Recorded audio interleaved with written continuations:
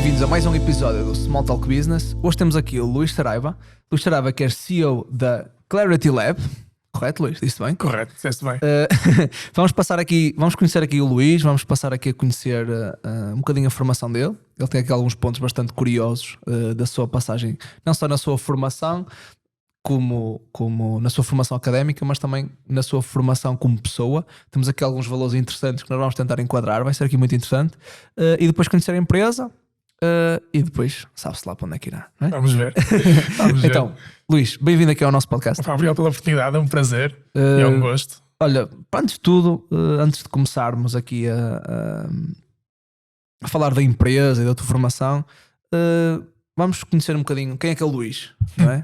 Como é que tu te caracterizas, o que é que te levou a ser a pessoa que tu és hoje? Eu gosto de dizer a toda a gente que sou um jovem adulto de 33 anos com uma cabeça de um adolescente de 16. Tento ser sempre irreverente. Não, agora fora de brincadeiras, sou uma pessoa alegre, otimista por natureza. Gosto de ver sempre o melhor em cada situação. É mais forte do que eu. Se bem que eu sinto que com o passar da idade isso começa a ser um bocadinho mais difícil, talvez esteja a ficar mais consciente Mais do que se velhote. passa à volta, mais velhote, não é? A utopia está a desaparecer. Mas sou uma pessoa de Mas família. tentas fugir dessa utopia.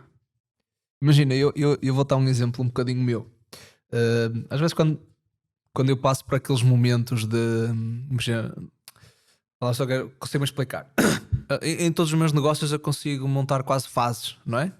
Em todos eles eu gosto de fazer isso. Gosto de montar tipo...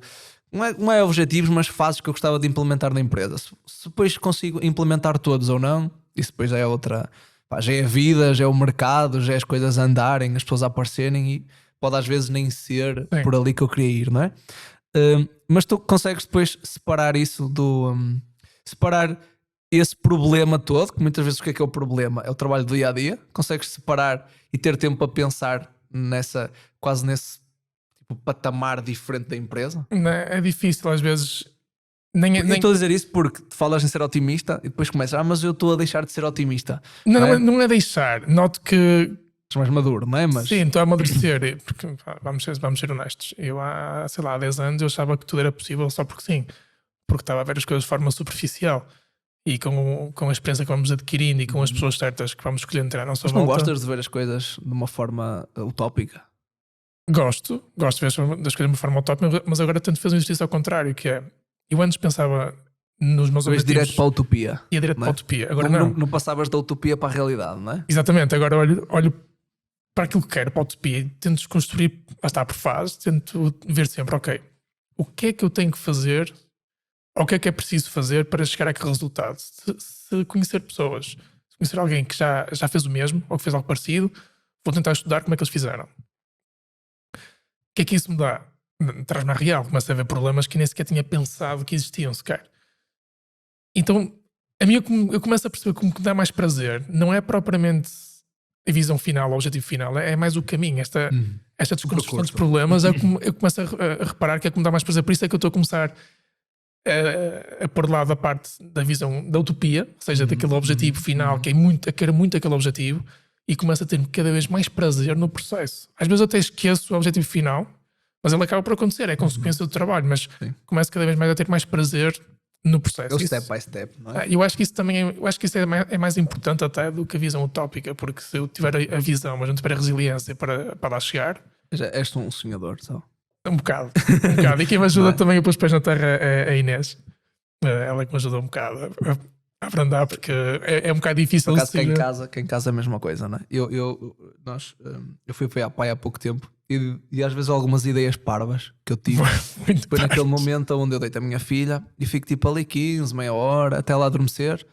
E era quando passava coisas pela cabeça. E às vezes eu saía de lá, ia para a sala e dizia: olha, Gisela, tive uma ideia de caraças. Olha, o que é que achas? Não sei o quê. E ela não começa olhava, logo. Tipo, imagina, ela vem carregada de problemas. Tipo, olha para mim e disse: olha, calma, senta-te aqui.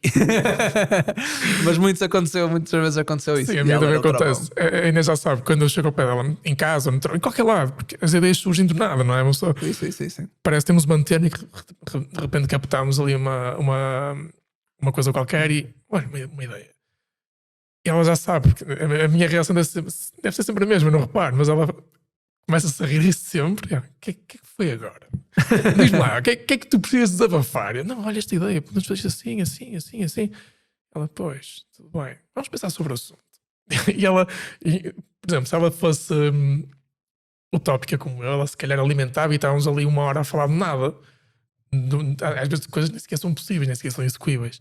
Mas como ela me põe esse travão e me obriga a voltar à repensar terra, aquilo, não é? a voltar à terra e a pensar sobre os problemas, é essencial. E, por exemplo, na minha parte profissional e no meu crescimento como empreendedor, ela foi essencial, porque foi ela que me deu as bases, todas as bases que eu necessitava para realmente sair da casca, literalmente.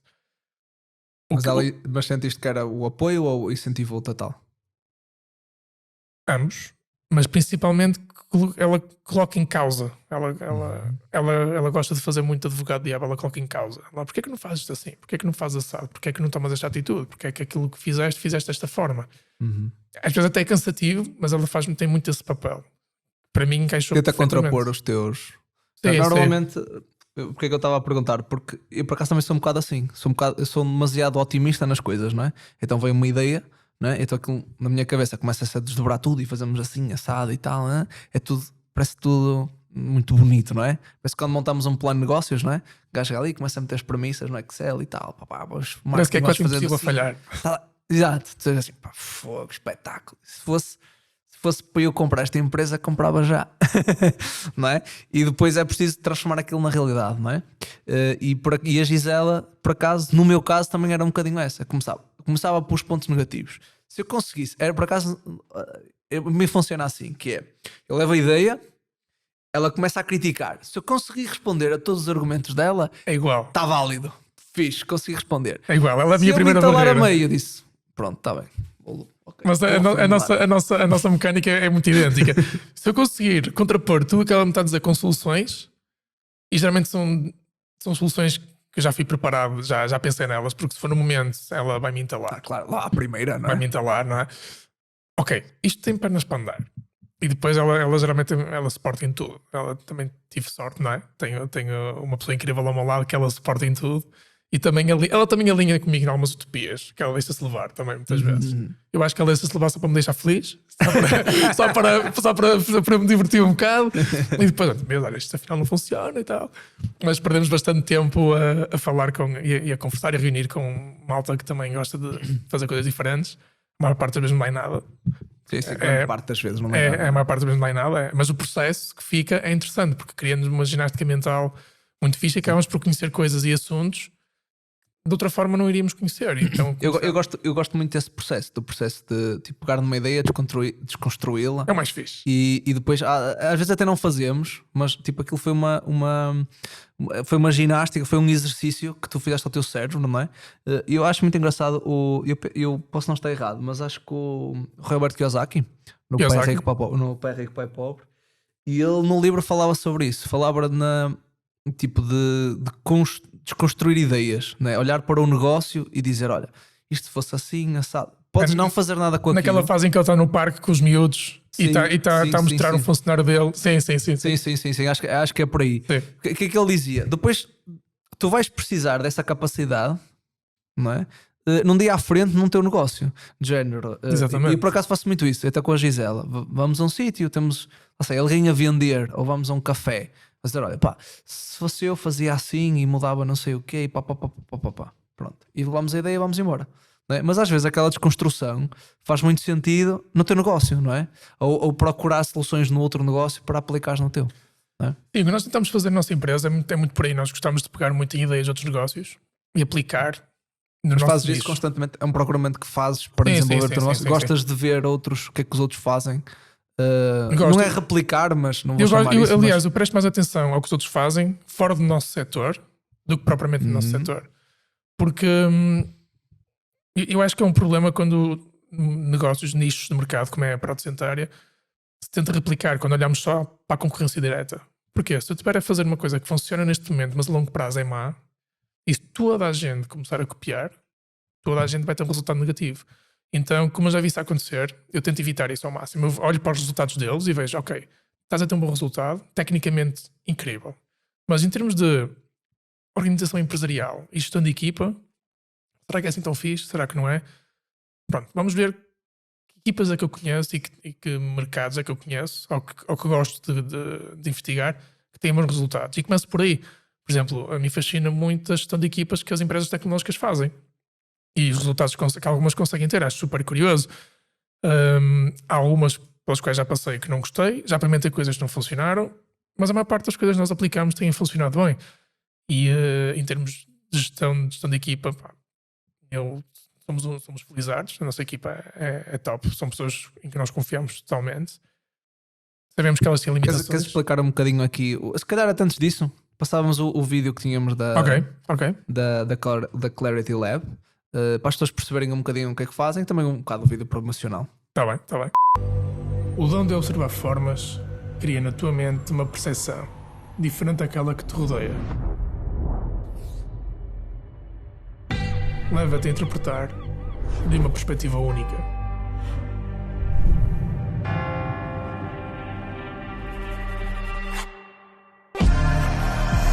Permite compreender a natureza, as emoções. No fundo, a estética. Clarity Lab, Art and Science. Somos um laboratório de prótese dentária. Com esta visão e filosofia, aliada à nossa experiência, desenvolvemos um conceito baseado na alta performance. Bem como nas artes marciais, encontramos nossos valores na precisão, na consistência e na evolução diária. E nada disso seria possível sem uma equipa. O que nos move é a previsibilidade, é a prioridade na comunicação efetiva. Esta conjugação de fatores permite obter eficiência nos resultados, otimização de tempo e recursos e uma garantia. E como eu disse, nada disto seria possível sem uma equipe, sem as pessoas.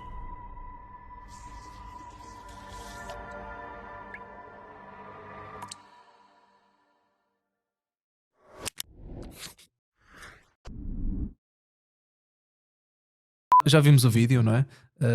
Explica só agora por palavras tuas o que é que faz a Clarity Lab e para quem é leigo, não é? Perceber um bocadinho um negócio para depois a gente desdobrar um bocadinho e falarmos sobre essas questões de segurança e depois também para irmos buscar estas questões do passado, que já vamos falar aí da liderança, vem um bocadinho do que vamos falar a prótese dentária é um mercado muito curioso. Eu conheci a prótese dentária por acaso.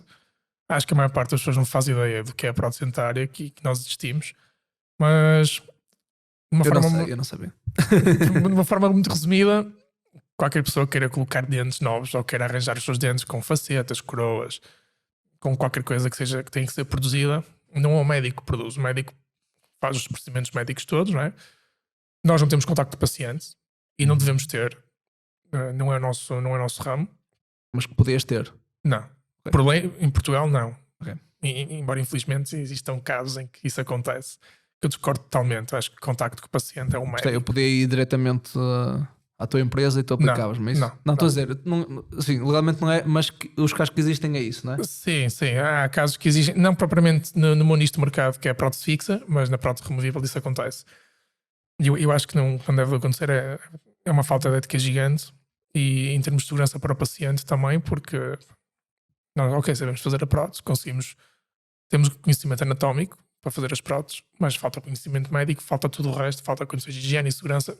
Histórico, se calhar, do cliente, do paciente também. Sim, não. Eu olho para os casos de uma forma fria, eu trabalho com gesso, eu vejo os pacientes, eu tenho contato com os pacientes quando vou à clínica a fazer fotos, ou já na avaliação, para comunicar com o paciente e também ouvir o paciente, mas não toco em nada. O nosso trabalho depende inteiramente do trabalho do médico. O médico prepara-nos tudo, faz-nos moldagem, dá-nos a informação toda e nós executamos o trabalho personalizado para a boca daquele paciente. Sejam uma coroa, sejam 10 coroas, seja uma faceta, ou sejam 10. Fazemos de acordo com a expectativa que o paciente tem e com as possibilidades, porque há casos... Tens alguma margem de criatividade ou de manobra que temos, claro, muito. Na parte da cerâmica temos. Nós fazemos um planeamento, fazemos um jogo de protótipo, fazemos um protótipo, Uhum. que é colocado na boca do paciente, são as formas gerais e volumes, mais ou menos como vai ficar, perdão, como vai ficar o caso do paciente, a sua boca nova.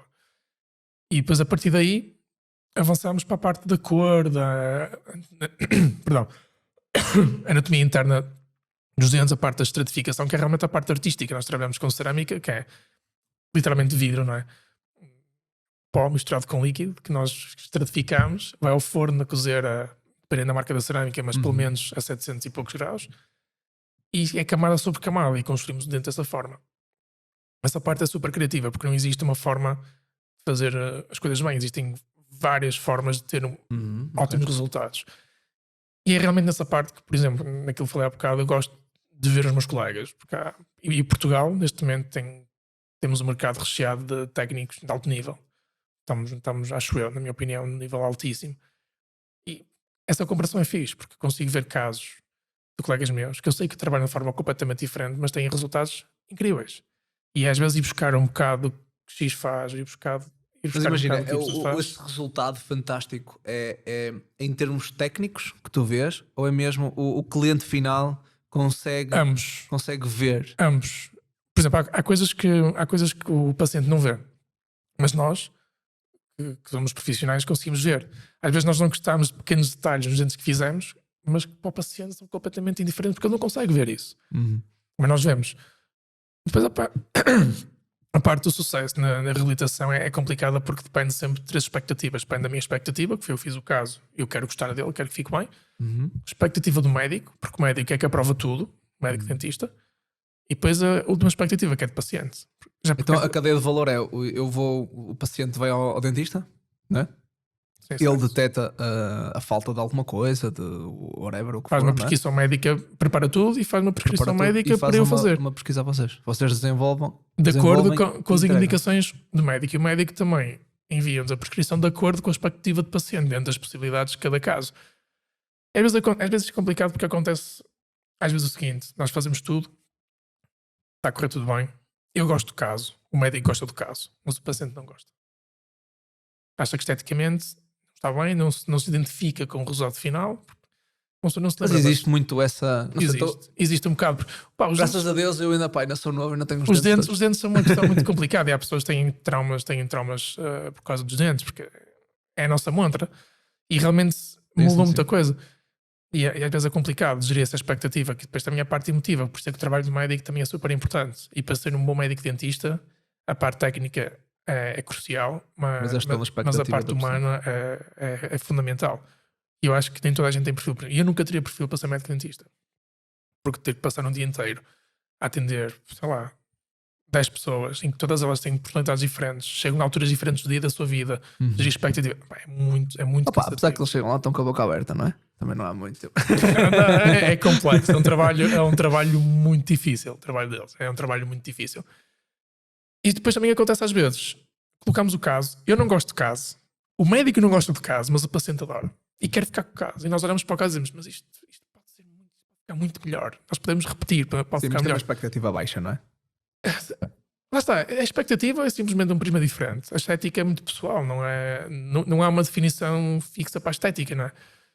Por isso é que é um bocado complexo. Também é por isso é que é um bocado complexo definir a só pela estética, que um caso que é muito bom, um caso que é muito mau. Por exemplo, há casos que tu podes ver o caso final e dizer: este caso está mais ou menos, não está nada especial. Mas se vais ver o inicial, como é que o caso começou, e vês a transformação, ficas: para o que a pessoa tinha e para o que tem agora, está uma transformação brutal.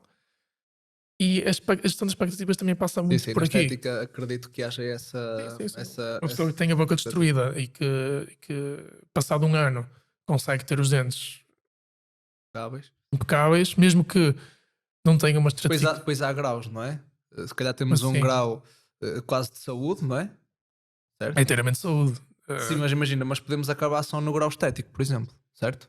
Mas isso, sim, mas mesmo grau estético pode ser saúde mental, porque há pessoas que se foram... Sim, ok, não estava a levar por esse prisma. Sim, mas há casos que é só estética.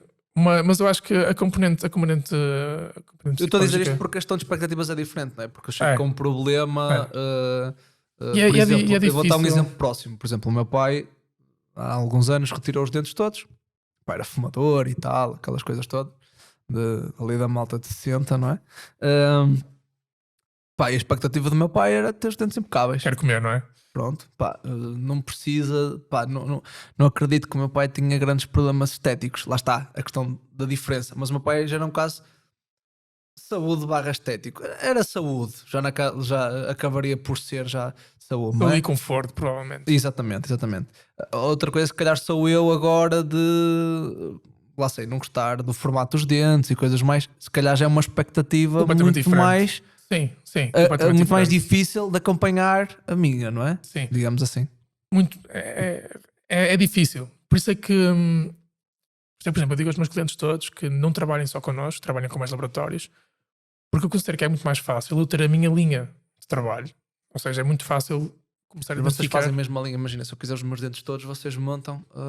Sim, Pá. sim. Fazemos um projeto, o médico já Mas eu ferramentas. consigo ver, eu vejo o projeto também, eu não vejo, vejo. Mas isso é um trabalho médico que é brutal. Hoje em dia há ferramentas com apoio de inteligência artificial em que Uma também 3D. em 3D tu consegues ver uma previsão do resultado final numa fotografia sem ter mexido na boca, só com fotografias. Sim. O que é espetacular. E depois o médico já nos consegue passar essa informação para nós e depois cabe-nos a nós, com o apoio dele sempre, tentar cumprir com os requisitos que nos forem enviados. Às vezes não dá. Às vezes não dá. Não temos margem para fazer o que é necessário, mas ficamos próximo. Isto é que é importante. Depois a questão de, por exemplo, o exemplo deste teu pai. Nós temos muitos casos em que o paciente apenas quer comer, quer ter a função equilibrada, e o mais importante aqui na reabilitação. Sim, aqui o mais importante da reabilitação realmente é a função. E o curioso é que a estética provém sempre da função, ou quase sempre. Por mais a natureza, a formato dos nossos dentes, que nós consideramos bonitos, nascem pela função que executam. Então é um bocado difícil separar as duas coisas. Mas a gestão de expectativa nesses campos é realmente difícil, porque era o que eu estava a dizer, eu tenho a minha linha de trabalho. Começa a ser fácil para quem está na área perceber que X caso é um caso feito por nós, Clarity Lab. Porque o nosso tipo de trabalho é idêntico, ou seja, eu consigo perceber a diferença entre vocês e um outro concorrente? Tu consegues olhar e ver. Sim, há casos, eu reconheço pequenos toques de anatomia que alguns colegas meus têm e que outros não têm, ou a forma como estratificam a cerâmica. Há coisas que se notam no tratamento dos modelos, até na forma como tiram as fotografias, nota-se. Por isso é que há casos que, feitos saindo da minha mão ou da mão de alguém da minha equipa, se calhar nunca vão suprir totalmente as expectativas daquele paciente. Mas se for outro colega meu a fazer, vão. Porque ele naturalmente tem uma forma de trabalhar e tem um gosto por aquele tipo de anatomia que se enquadra. Depois também eu gosto. Para mim é muito fácil fazer um formato de dentes. Eu tenho um formato de dentes típico que faço quase sempre, que tenho liberdade. E que nem penso nele, sai-me. Porque isto não deixa de ser também um bocado um trabalho pessoal, por isso é que a parte criativa é importante. E muitas vezes há casos em que eu não tenho solução técnica para fazer, mas que um colega meu tem. É curioso, por isso é que é uma área difícil. Sim, quando se junta design, não é? Eu, por exemplo, nós também temos um negócio ligado à moda, não é?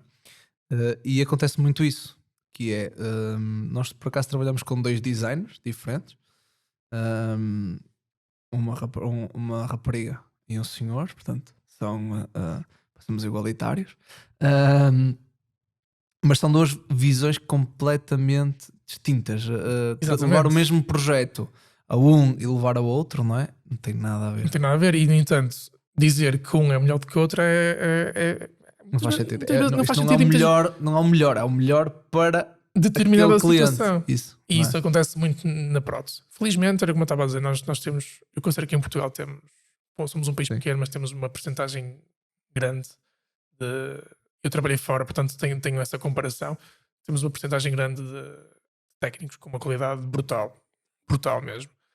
Isso também nos ajuda, porque quando está a maré cheia para uns, está para todos. Então, se eu tenho uma concorrência muito forte, vai-me obrigar a mim a também crescer e progredir. E felizmente eu consigo ter partilha. Nunca me fecharam as portas, eu consigo aprender. Eu tenho aprendido com muita gente de qualidade. Achas que há partilha nessa área? Por acaso na área médica há muito... Podia haver mais. Eu acho que há alguma, mas ainda existe muita insegurança. Mas isso também eu acho que é cultural. O povo português é um bocado inseguro. Sim, nós não gostamos de mostrar o ouro, não é? Eu acho que todos ganharíamos se partilhássemos mais. Porque pá, o, Mas achas que é geracional? Ou achas, por exemplo, os teus concorrentes têm eu acho que é todos. melhor, eu acho que tem melhorado. Eu acho que Tu és muito jovem, não é? sim, eu acho que tem melhorado. Acho 33 que anos num projeto próprio e à frente acredito que se calhar os teus pares no mercado sejam pessoas já há muitos anos cá. a maior parte, sim, a maior parte trabalham todos há mais tempo do que eu. Sim, sem dúvida. E acho que é geracional, acho que as pessoas mais jovens têm mais essa abertura Acho que sim, acho que sim. Acho para que, compartilhar. Acho que sim, acho que tem. E também hoje em dia é mais fácil partilhar, não é? Antes não havia Facebook, não havia Instagram, não havia tanta Sim. comunicação. Nós também temos necessidade de divulgar o que fazemos, não é? Eu acho que também é uma coisa que nós fomos um bocado disruptivos. Nós divulgamos, tentamos ter um bom. Não é perfeito, nosso trabalho de marketing Sim, é sim. muito amador, mas tentamos fazer, estar sempre presentes. Tentam primeiro- fazer. Sim, primeiro Não é? por autoavaliação, porque eu fotografo quase tudo que fazemos no laboratório Uhum. e eu e a minha equipa fotografamos, as raparigas fotografam os casos que fazem. Primeiro para autoavaliação. Na minha opinião, não há melhor ferramenta para autoavaliarmos o que fazemos, a não ser com uma fotografia. Porque eu, passado um ano, vou ver exatamente o que fiz. Uhum. Se ficar só na memória, a nossa memória é muito emotiva, não é? Sim, sim, sim. Então, E, às vezes- normalmente é muito enganadora, não é? Nós Exatamente. temos. A maior parte Já existem até muitos estudos sobre isso, não é? As memórias são montadas pelo nosso cérebro, não é? Exatamente. E muitas vezes nós estamos a lembrar de uma coisa que muitas vezes aquilo nem existiu, não é? Sim, então a fotografia é essencial para nós vermos onde viemos e a maior parte das vezes vemos que progredimos muito. Eu há um ano fazia isto assim, hoje isto eu tenho É vergonha. Eu tenho vergonha, mas está lá, está nas redes sociais. E é para ficar, faz parte da história. Outras vezes olhamos para o que fizemos, nós fogo. Eu há um ano fiz este caso está muito melhor do que o que eu tenho feito agora. O que é que se está a passar? É uma ferramenta importante. Mas também muito feedback que eu já recebi, que me ajudou muito, foram de outros colegas que viram os meus casos publicados na internet e que me deram críticas construtivas. E a maior parte foram mesmo críticas construtivas. Nunca sofri muito, não sofri quase nada. Aquela crítica destrutiva. Não tive essa experiência. Há sempre um ou outro que dá uma crítica, mas depois não explica porquê, não é? Não diz, olha, isto está mal, mas porquê? Aí ficámos no vazio. Sim, sim. Mas, sim, mas sim. foi raro a maior parte das pessoas. Olha, eu acho que isto devia ser feito assim, ou podes melhorar aqui ou acolá, e eu, ok, ajuda-me, mas como é que tu fazes? Como é que não? Existe partilha.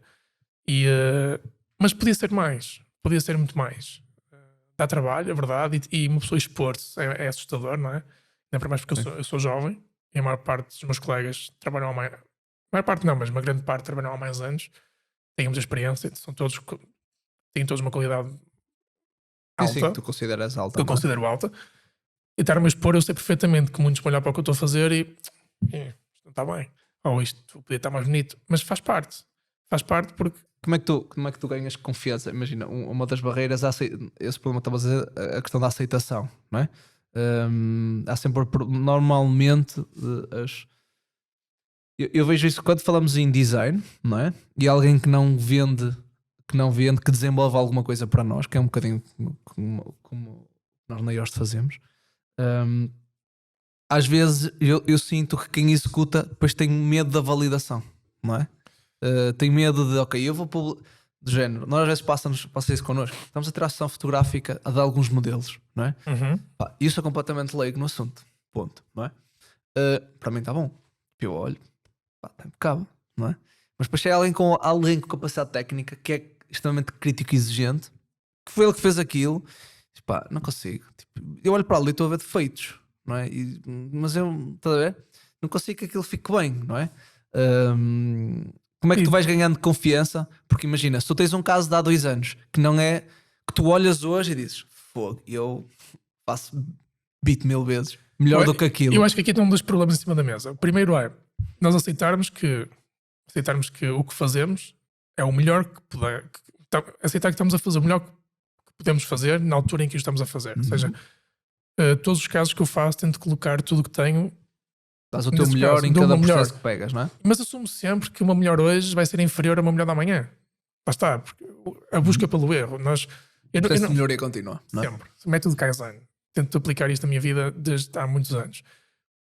E temos que aceitar que para progredirmos temos que procurar o erro. Portanto, expor-me faz parte. Sair da zona de conforto. É desconfortável, mas se estiver confortável não vou evoluir. E a minha equipa também não evolui se estivermos confortáveis. Portanto, temos que nos expor.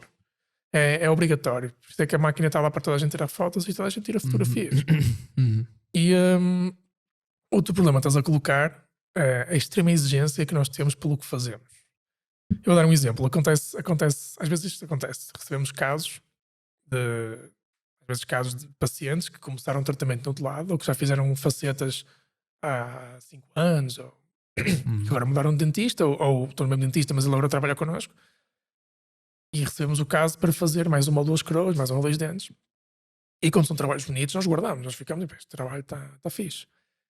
E às vezes acontece que recebemos um caso, fomos nós que fizemos, mas já não nos lembramos. E a Inês faz muito isto. Porque eu sou muito crítico também. Qualquer caso, arranjo sempre defeitos. És perfeccionista. Mas muitas vezes demasiado, porque estou a ver coisas que mais ninguém vai ver. Ou às vezes estou simplesmente não estou a ser perfeccionista, estou a ser inseguro. É um bocadinho isso. É um Sim, bocadinho estou a isso. ser inseguro. Então já aconteceu. Ela, olha este caso, mesmo fixe. Este médico trabalha com quem também? Este caso está mesmo altamente. Ela, este caso é nosso.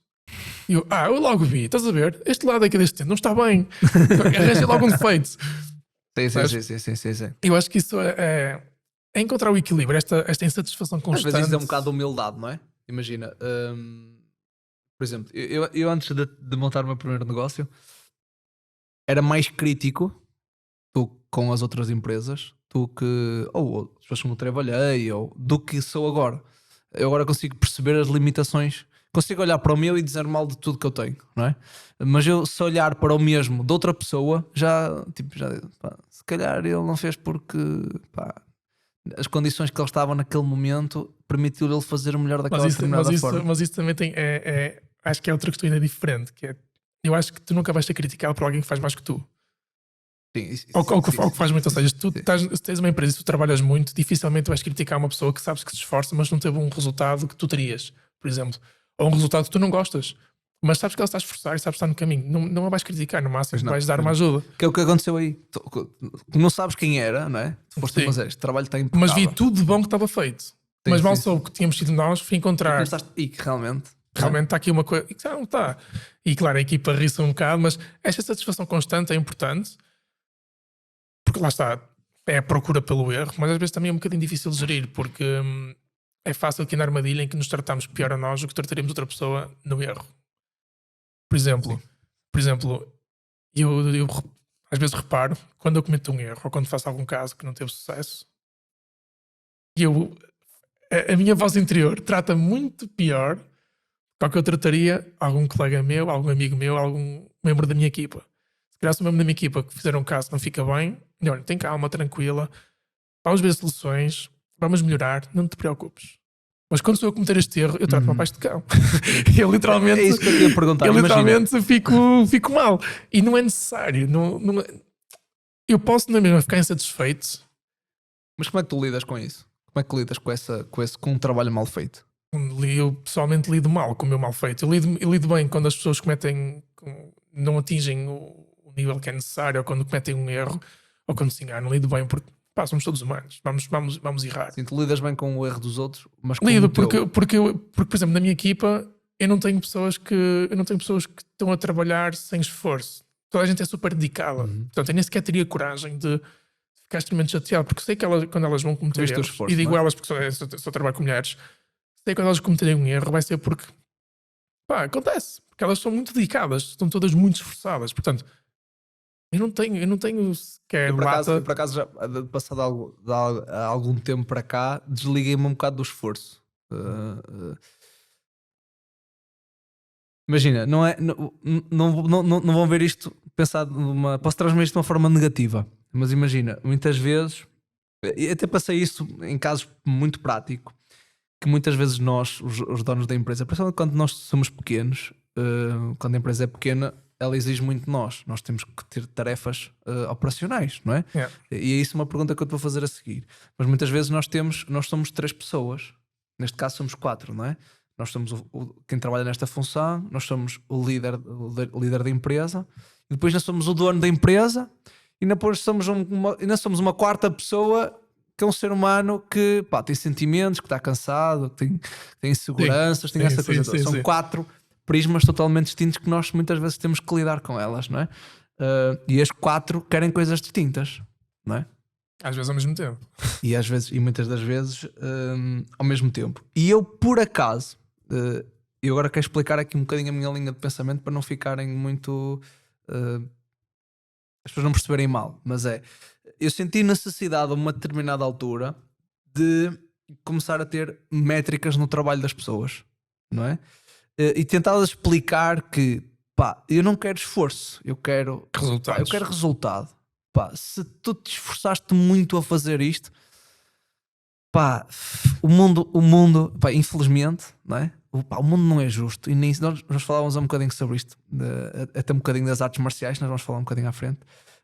Pá, nem sempre a pessoa que é mais esforçada, que treinou mais, que se dedicou mais, vai ser está mais próxima do que toda a gente do resultado, mas não, nem sempre vai ser aquela que vai ganhar. Sim.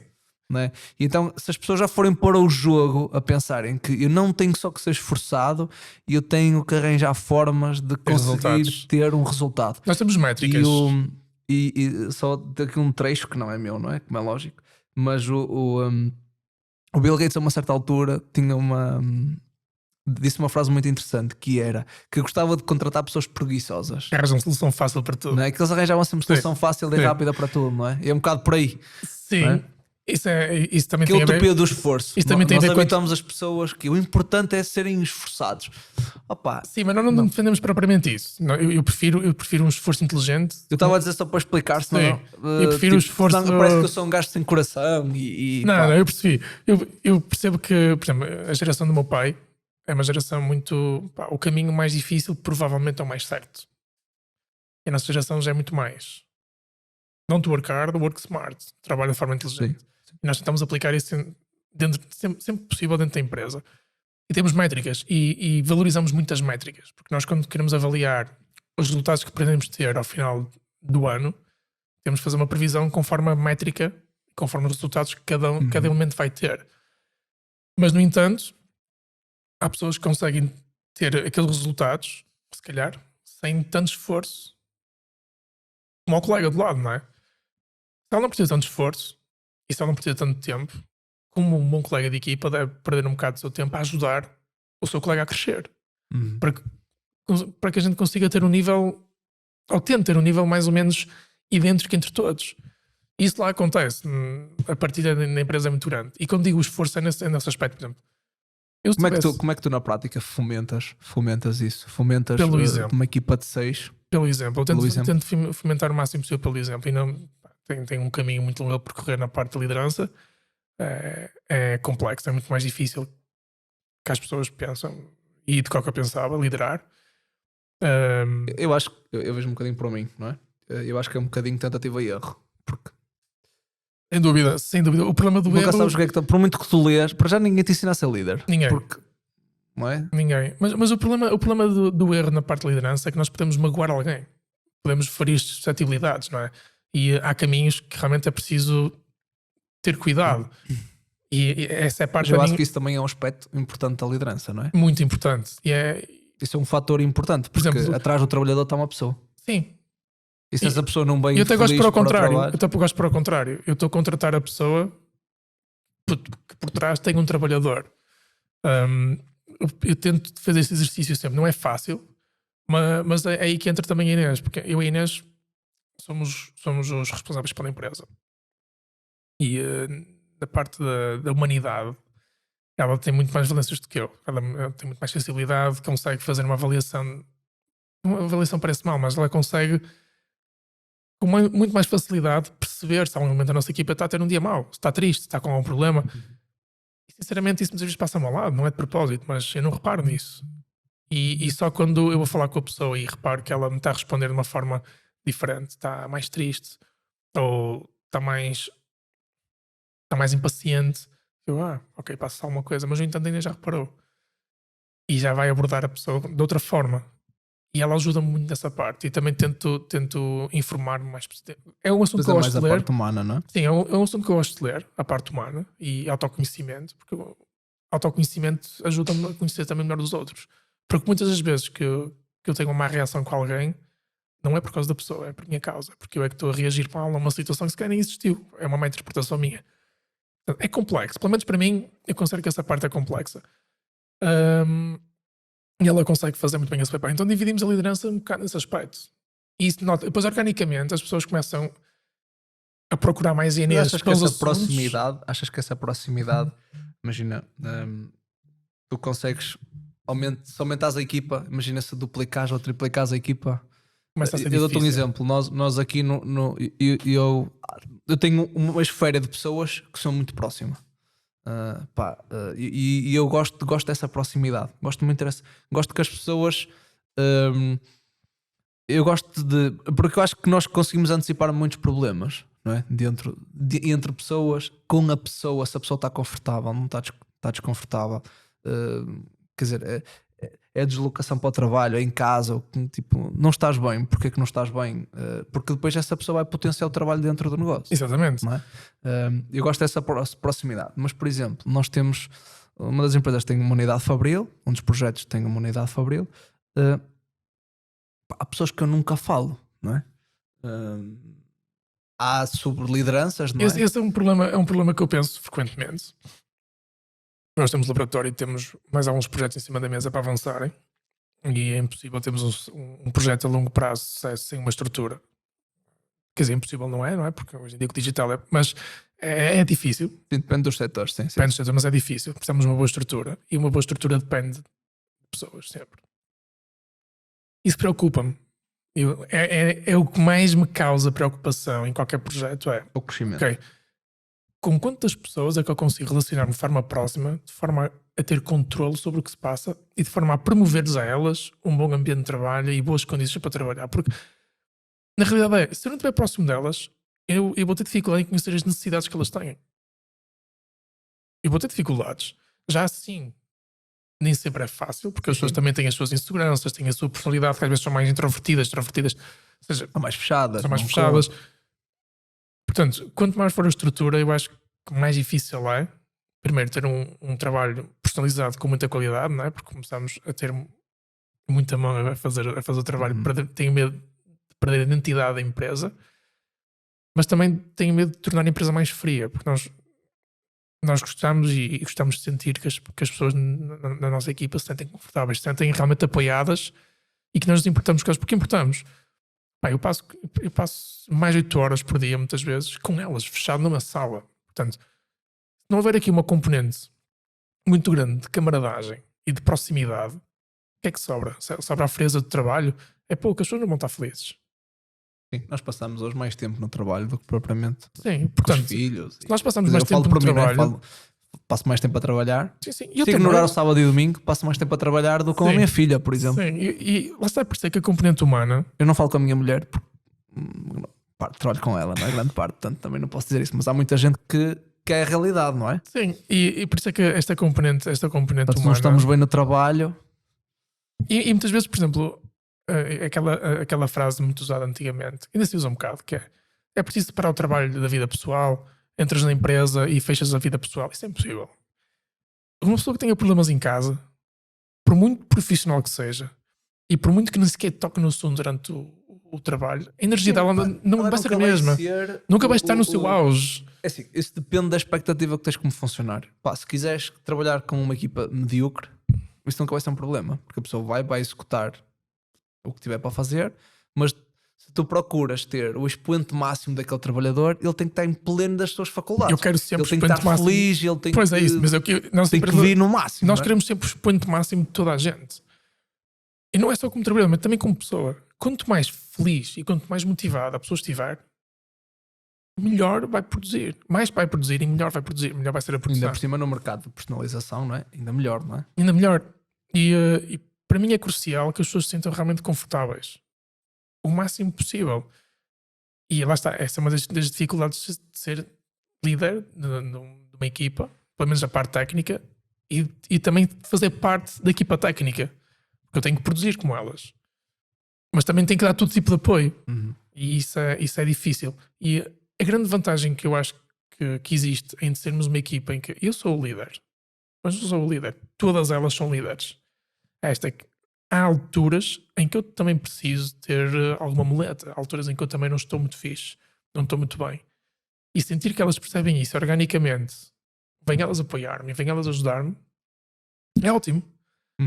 É realmente é uma equipa, é verdadeiramente uma equipa. Isso eu acho que se fomenta muito pelo exemplo. É muito por aí. Por exemplo, para mim era impossível chegarmos ao nível onde nós estamos. Era impossível eu estar a produzir como estou agora. Não sou o melhor, longe disso, mas considero que a minha evolução, a minha progressão tem sido ótima.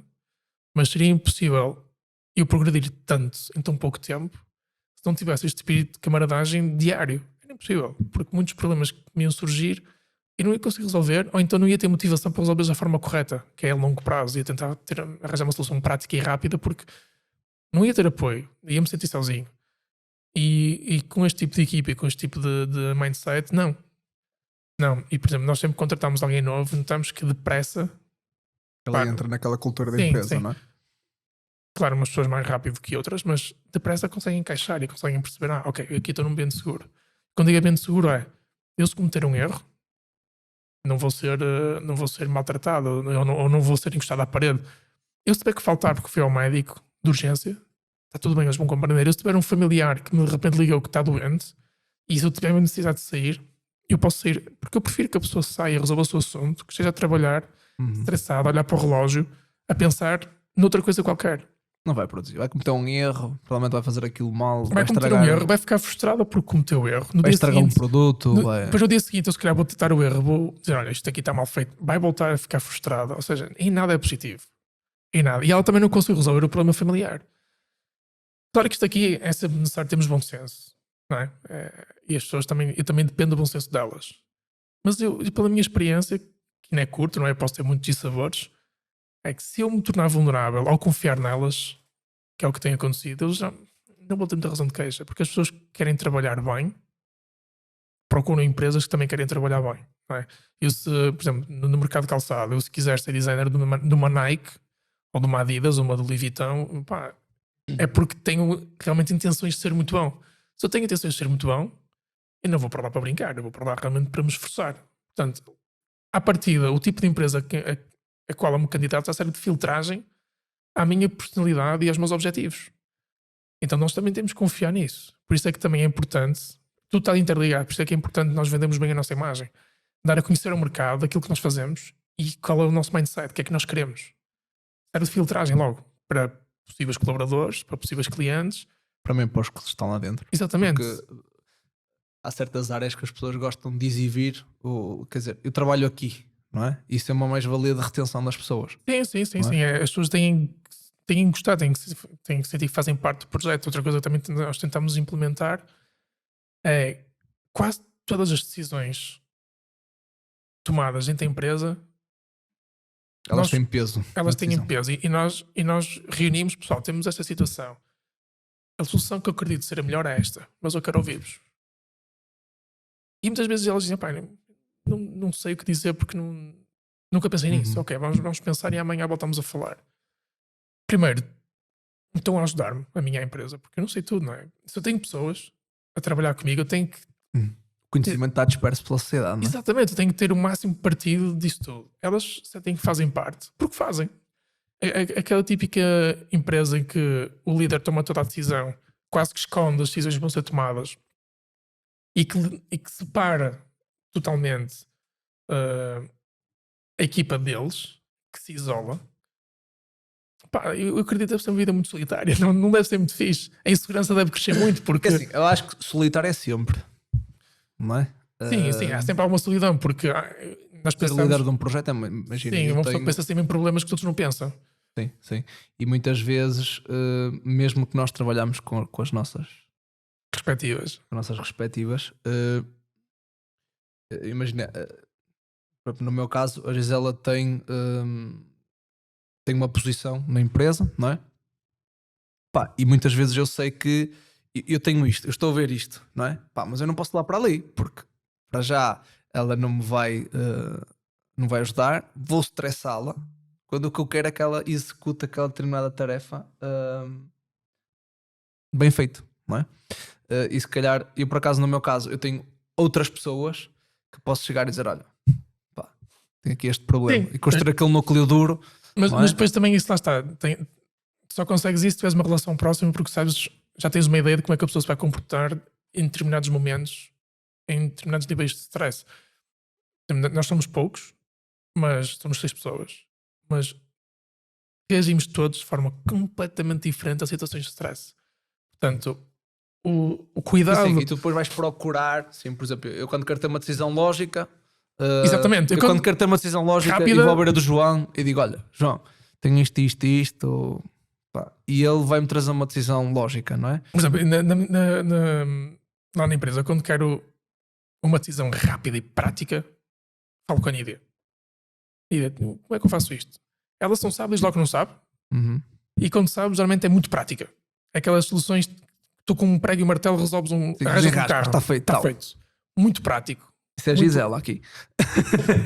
Se eu quiser uma solução mais complexa e a pensar a longo prazo e com inputs diferentes, falo com a Inês. Ou com a Bárbara.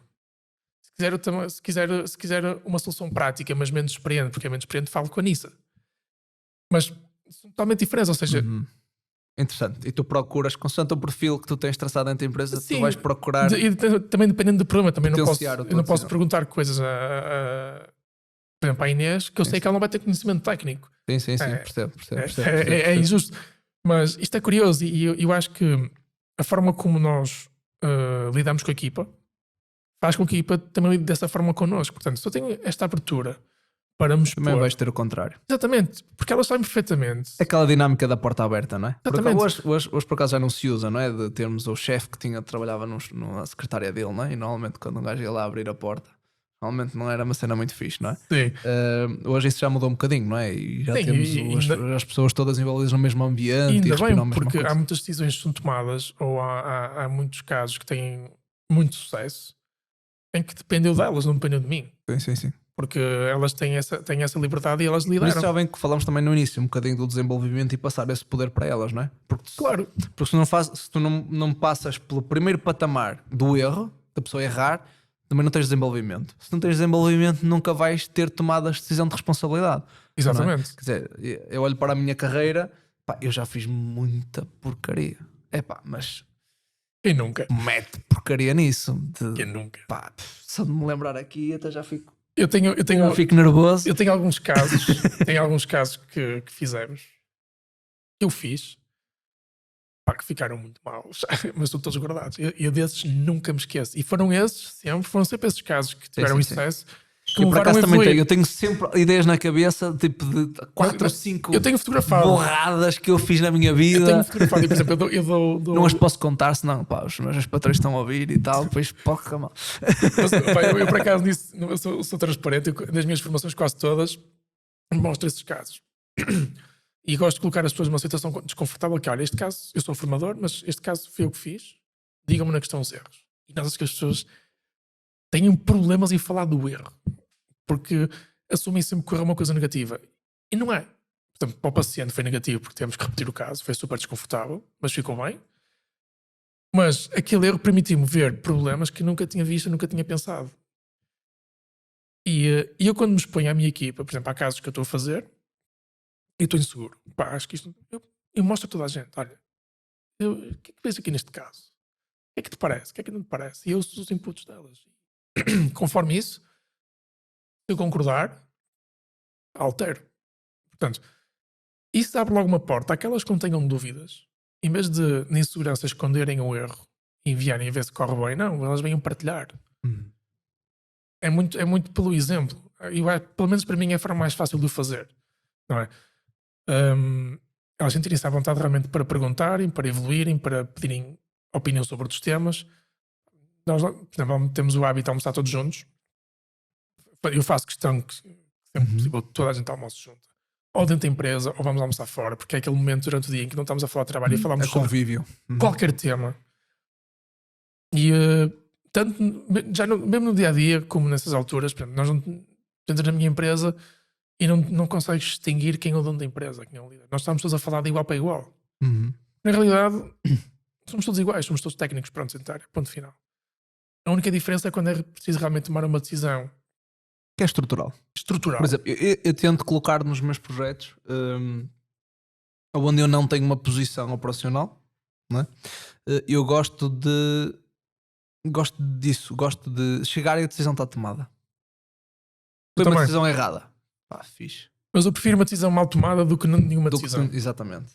Eu aprendi essa quando comecei a trabalhar. Logo, o meu Prefiro. primeiro patrão disse-me logo assim: pá, eu prefiro, pá, isto é como na guerra, pá, é preferível uma má decisão do que não tomar decisão nenhuma. Eu disse: pronto, siga. É melhor correr um pouco na direção errada do que ficar parado. Do que ficar parado no mesmo sítio. Exatamente. Sim. Porquê? Até porque tu Eu- nunca sabes o que é o certo, não é? Sim, eu se ficar Então parado. também nunca acertas. Exatamente, se ficar parado não estou a fazer nada. Se eu errar, pá, ok, aprendi, por este lado não dá. Se acertar, fixe. Mas realmente quando acertamos nós esquecemos. Nós não nos lembramos de todos os sucessos que tivemos, não é? Lembramos que mais ou menos, opá, fiz bem, sei lá, nos nossos casos, no último ano tive 20 casos. Normalmente fixe. nunca te lembras das coisas boas que fizeste. Agora as más. As más não saem da cabeça. Agora, eu acho que o exercício interessante é transformar essa frustração, esse sentimento negativo das más decisões ou dos erros em algo positivo, não é? Porque é o erro que nos faz evoluir. Não sei como explicar isso de outra forma. Mas eu tenho aqui uma pergunta que tenho aqui pendente para te fazer e não me queria esquecer dela. Que era, quando eu falei que tu tinhas eras 4 personalidades dentro de ti, não é? Neste caso. E normalmente nós temos, eu às vezes passo por isso, por isso é que eu estou a perguntar, para saber também como é que lidas, tendo em conta que tu és técnico e executante, não é?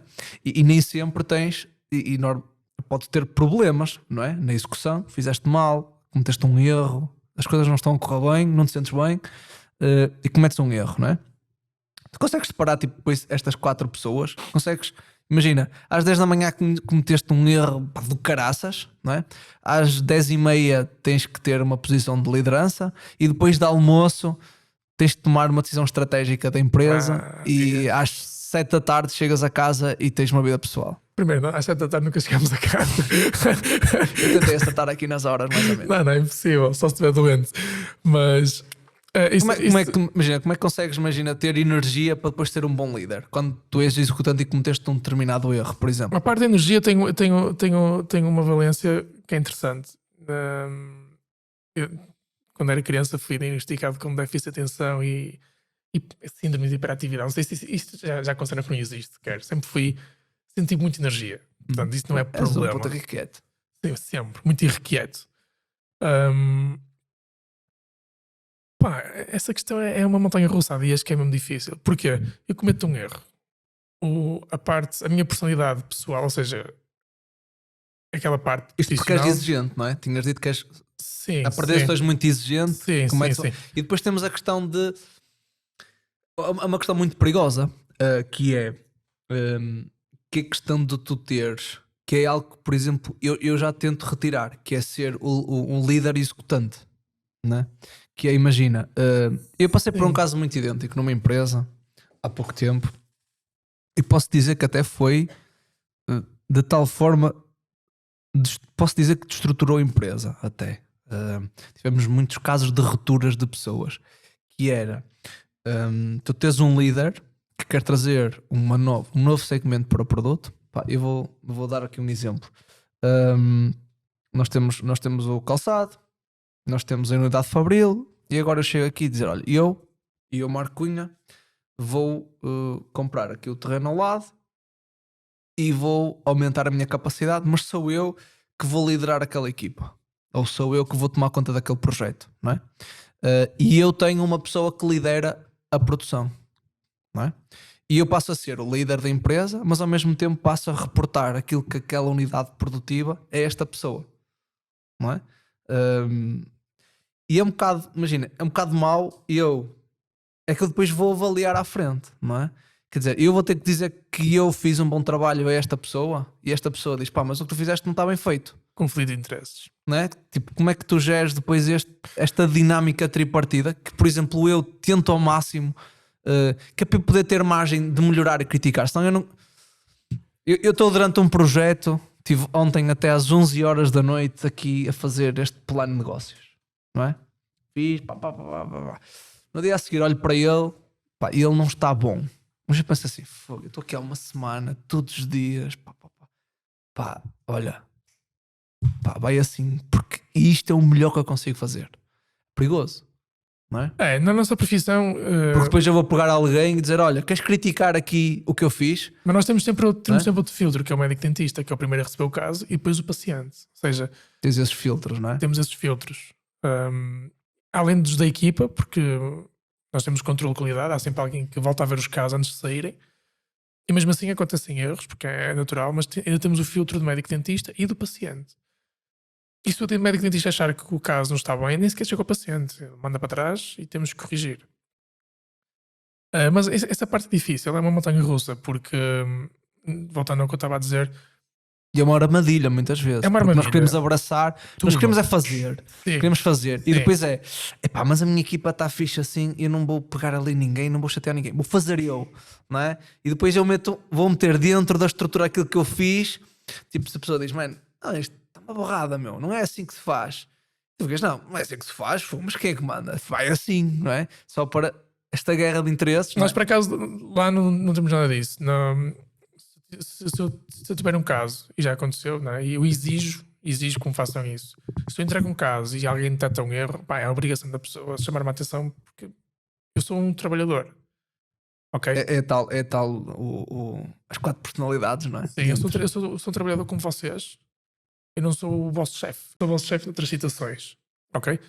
Na qualidade de trabalho, no dia a dia, nas questões mais básicas, eu sou igual a vocês. Portanto, nós gostamos de fazer o controle de qualidade em cascata, que é eu avalio sempre o trabalho da pessoa que antes de onde o trabalho veio, da secção anterior, avalio e começo o meu trabalho com base no que ela fez. Portanto, tenho que avaliar.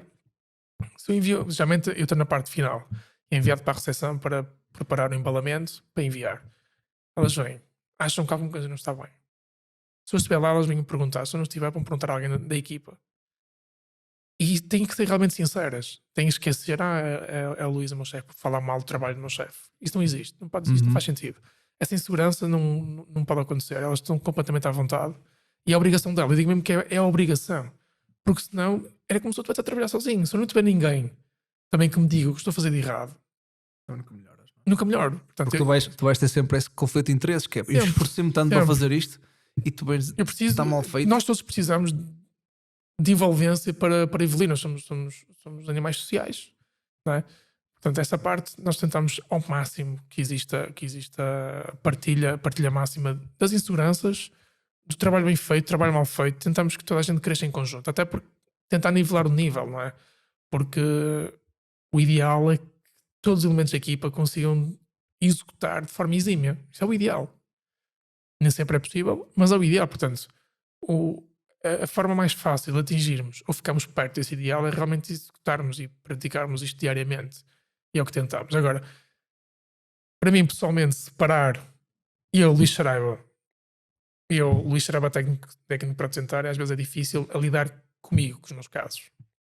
E isso às vezes é difícil. E volto àquilo que falámos antes, que é muitas vezes na armadilha de quando cometo um erro, trato-me pior a mim do que trataria outra pessoa qualquer se ela cometesse um erro. Isso é mau, porque eu estou a gastar energia desnecessária e estou a ser injusto. Achas que isso te impedirá um dia de, por exemplo, ceder a tua função a outra pessoa?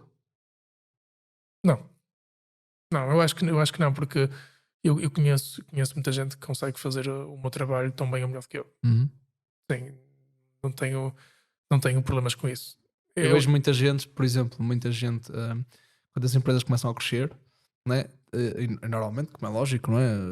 A empresa é pequenina, não é? Começa como eu presa, portanto eu estou ali a executar o ofício e depois começo olha, agora preciso que faças isto, e vais começando a segregando, vamos começando a escalar e a chegar a uma altura que sais, não é? E, por exemplo, é fácil, por exemplo, no ramo de calçado eu conheço muitos donos de empresas que estão na linha de produção. Eu conheço, tu consegues ir a restaurantes em que o dono é o senhor, é o chefe, ao cozinheiro. é o cozinheiro, não mas, é? por exemplo, no meu caso, para mim é muito difícil imaginar que eu sou o líder não executante, porque eu adoro fazer o que faço. Eu gosto mesmo. Mas pode haver uma altura, não é? Em que Sim, por crescimento da empresa, por um projeto ou outro que tu queiras abraçar, mas coisa eu não do me género. imagino a deixar de produzir porque é a parte que mais gosto. Não queres deixar essa parte do executante? Não. Preferia deixar outras partes. Preferia deixar muitas outras partes, mas a parte da execução é realmente o que me move. Sim. És apaixonado pela... Sim. É o que eu gosto de fazer. Também gosto de liderar, gosto de fazer parte de uma equipa. Mas, por exemplo, eu não me imagino a ser um líder clássico. Não me imagino ser aquele líder que está no escritório fechado, separado. Isso não me imagino. Eu acho que seria super infeliz. E me sentir sozinho. Eu gosto realmente de ser tratado de igual para igual. Eu gosto que no dia a dia não se note diferença. Eu gosto que as pessoas entrem lá e não consigam perceber, não sei que nos conheçam, quem é que é o líder, porque toda a gente lidera, toda a gente diz: olha, isto é para fazer assim, isto é para fazer assado, não tem que passar tudo por mim. Eu gosto de montar a equipa e a empresa de forma a que toda a gente tenha independência na tomada de decisão. Eu acho que isso é o expoente máximo de confiança também. Se eu não confiasse nelas, porque é que estaria a contratá-las? Eu estou Sim, este sim, contrato sim, é sim. porque preciso delas. Se eu preciso, tenho de confiar. Essa é uma questão que nós mais jovens temos mais esse discernimento, não é? Que é, pá, a empresa é eu vejo dessa forma, não é? Que a empresa é um organismo, não é? Que vive por ele próprio, e nós lá dentro temos que trabalhar para o bem daqui, Exatamente. não é? E muitas vezes, se nós não correspondemos, temos de ter a capacidade de retirar. A nossa função é evoluir as pessoas, pá, e retirar o máximo delas. Eu tinha um professor meu na universidade. Uma vez ele tinha ele usou uma expressão que eu hoje levo, mas gosto sempre de explicar, porque a expressão não é propriamente, as pessoas não conseguem perceber, não é? Não é que conseguem perceber, levam para uma questão errada, que é uma questão do esforço, agora um bocado, não é? Que é, não existem, ele dizia que não existia bons nem maus, nem bons nem maus alunos. Existem bons ou maus professores. O que é que ele queria dizer? Ele queria dizer que a capacidade de um trabalhador vai depender sempre do seu líder. E do ambiente em que ele está inserido. Concordo totalmente. Agora, lógico que depois passamos para a realidade e eu posso ser um líder super flexível, mas imagina que metes alguém na tua equipa que não consegue ser isso. Começa a abusar nas horas, começa a abusar de... Tu és tranquilo, não é? E começa a abusar nas horas, começa a abusar nas saídas de não sei o quê, de um problema. Isto é, não se consegue adaptar. A culpa é dele ou a culpa da estrutura? A minha opinião é sempre, a culpa vai ser tua, porque não consegues moldar aquela pessoa ao ambiente. Mas na realidade depois quem vai embora é a pessoa que se anda lá pela realidade. Sim, é como no futebol, não é? Essa pergunta exemplifica bem a dificuldade em gerir uma equipa, em gerir uma empresa. Sim. Primeiro, eu acho que há boas e más pessoas em todo lado, mas acredito que a maior parte das pessoas são boas pessoas. Que a maior parte das pessoas que se candidata. Sim, eu tive, sabes porquê? Eu tive nas empresas que trabalhei, eu tive alguma curiosidade de algumas pessoas transitarem de um lado para o outro. Foi um bocado curioso. Depois ali parece que estávamos a roubar pessoas umas empresas umas às outras, mas foi bastante curioso. E eu noto que eu peguei em pessoas, muitas nem era da minha área, curiosamente, mas que saíram de ambientes totalmente distintos e passaram a ser trabalhadores brutais quando aqui eram trabalhadores medíocres. A ocasião faz a ladrão, não é? Exato, tipo, então o que é? A culpa era da pessoa? Não. É o ambiente. Era do líder e do ambiente. Por isso é que eu gosto que as pessoas tenham autonomia e independência dentro da empresa para se sentirem confortáveis, porque eu não posso tratar toda a gente da mesma forma, nem posso promover a mesma pressão, nem as mesmas dificuldades a toda a gente. Eu acho que as pessoas têm que ter espaço para a sua individualidade. Eu acho que primeiro é esse ponto. Se me acontecesse de eu ter algum membro da minha equipa que tivesse dificuldades em chegar a horas, se calhar iria tentar arranjar um horário que se adequasse melhor às necessidades dele.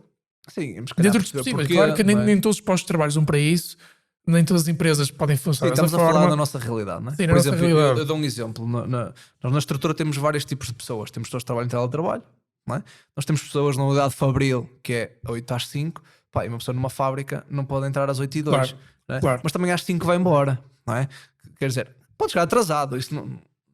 Quer dizer, não pode chegar recorrentemente atrasado. Sim, não é? sim. Até porque existe uma unidade fabril, em linha, aquilo tem que engatar àquela hora e termina. E tem que existir consistência. Termina no fim. Temos de ter consistência. Exatamente, temos que criar rotina. Nós somos animais de rotina. Exatamente. Fala-se muito mal da rotina, mas ninguém vive sem rotina. Sim, sendo hábito. A rotina é essencial. Nós temos que ter uma rotina. Claro que vai haver dias diferentes, mas tem que ser uma rotina.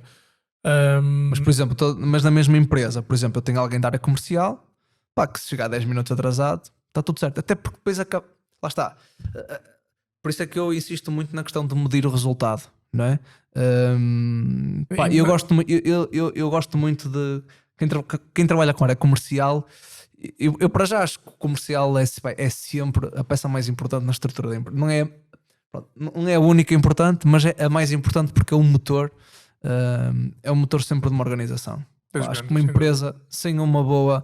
O que é que eu meto na área comercial? Meto a comunicação, como é que demonstramos a empresa, como é que atendemos, como é que o cliente é recebido, a embalagem, onde recebe, como recebe, tudo isso, comunicação, marketing e vendas, estão ali casados, e isso para mim é muito importante porque leva a empresa para a frente. Não adianta ter contabilidade organizada, tudo muito bem bonitinho, mas depois nem não adianta há ninguém que vende. Nem adianta ter um ótimo produto, tudo o resto antes não está bem feito. Exato.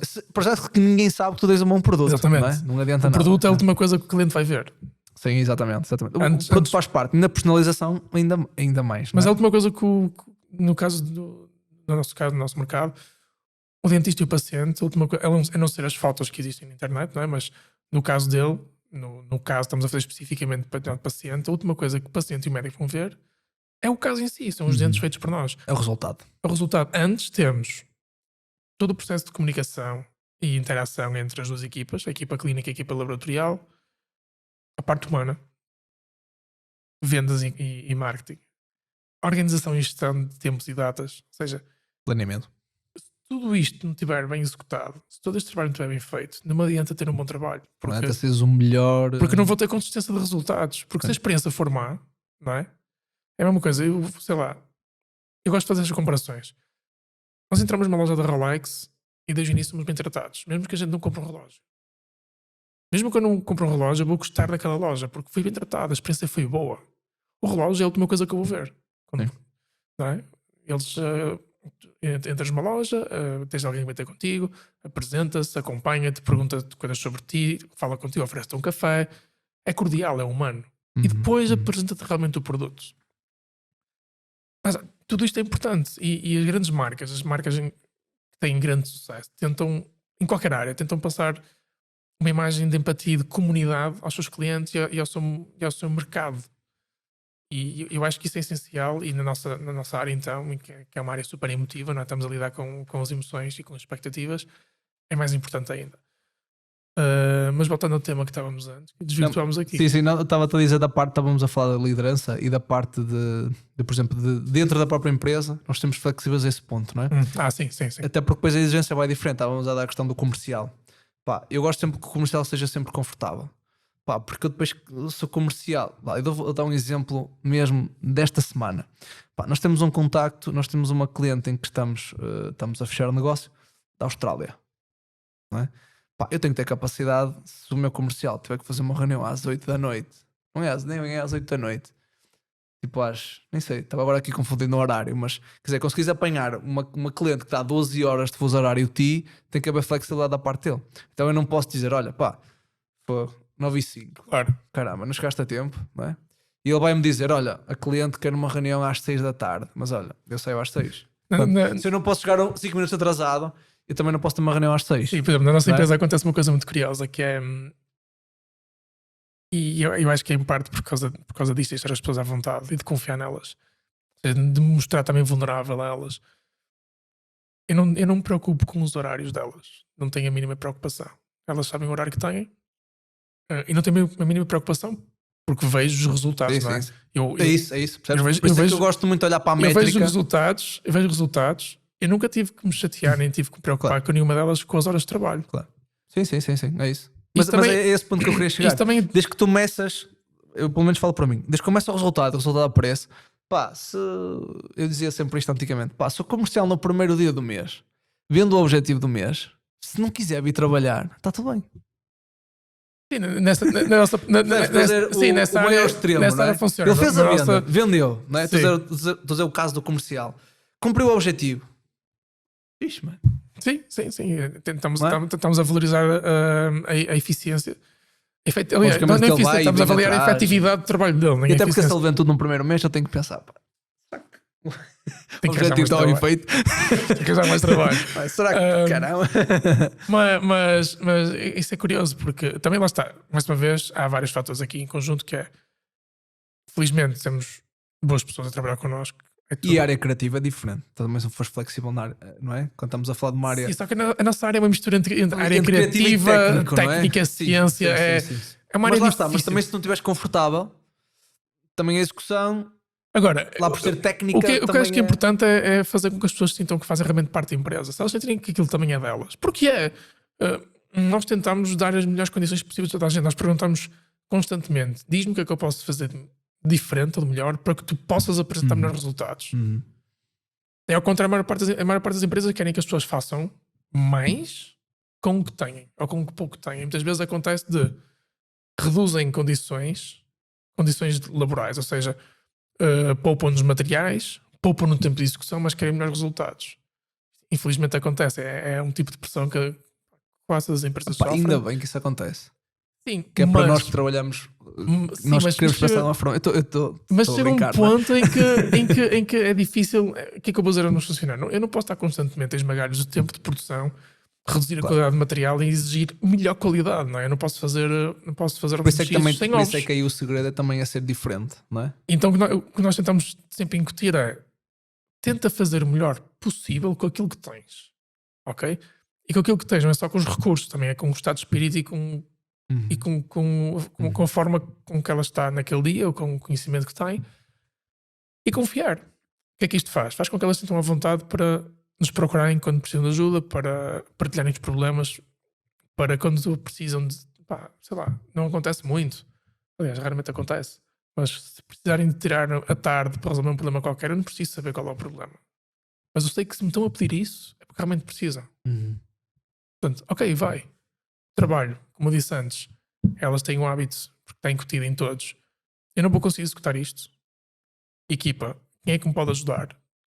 Ok, entre nós resolvemos o assunto. Ou seja, nós damos sempre resposta, Na responsabilidade. mas só conseguimos dar sempre resposta porque realmente trabalhamos em equipa e toda a gente quer o sucesso de toda a gente. O meu sucesso é o sucesso delas todas.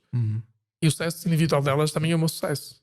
E o sucesso é igual. Portanto, eu acho que nós como equipa temos muito sucesso. Eu tenho muito Tens a orgulho. cultura muito bem enraizada. Sim, acho que temos a cultura muito bem enraizada e não está perfeita.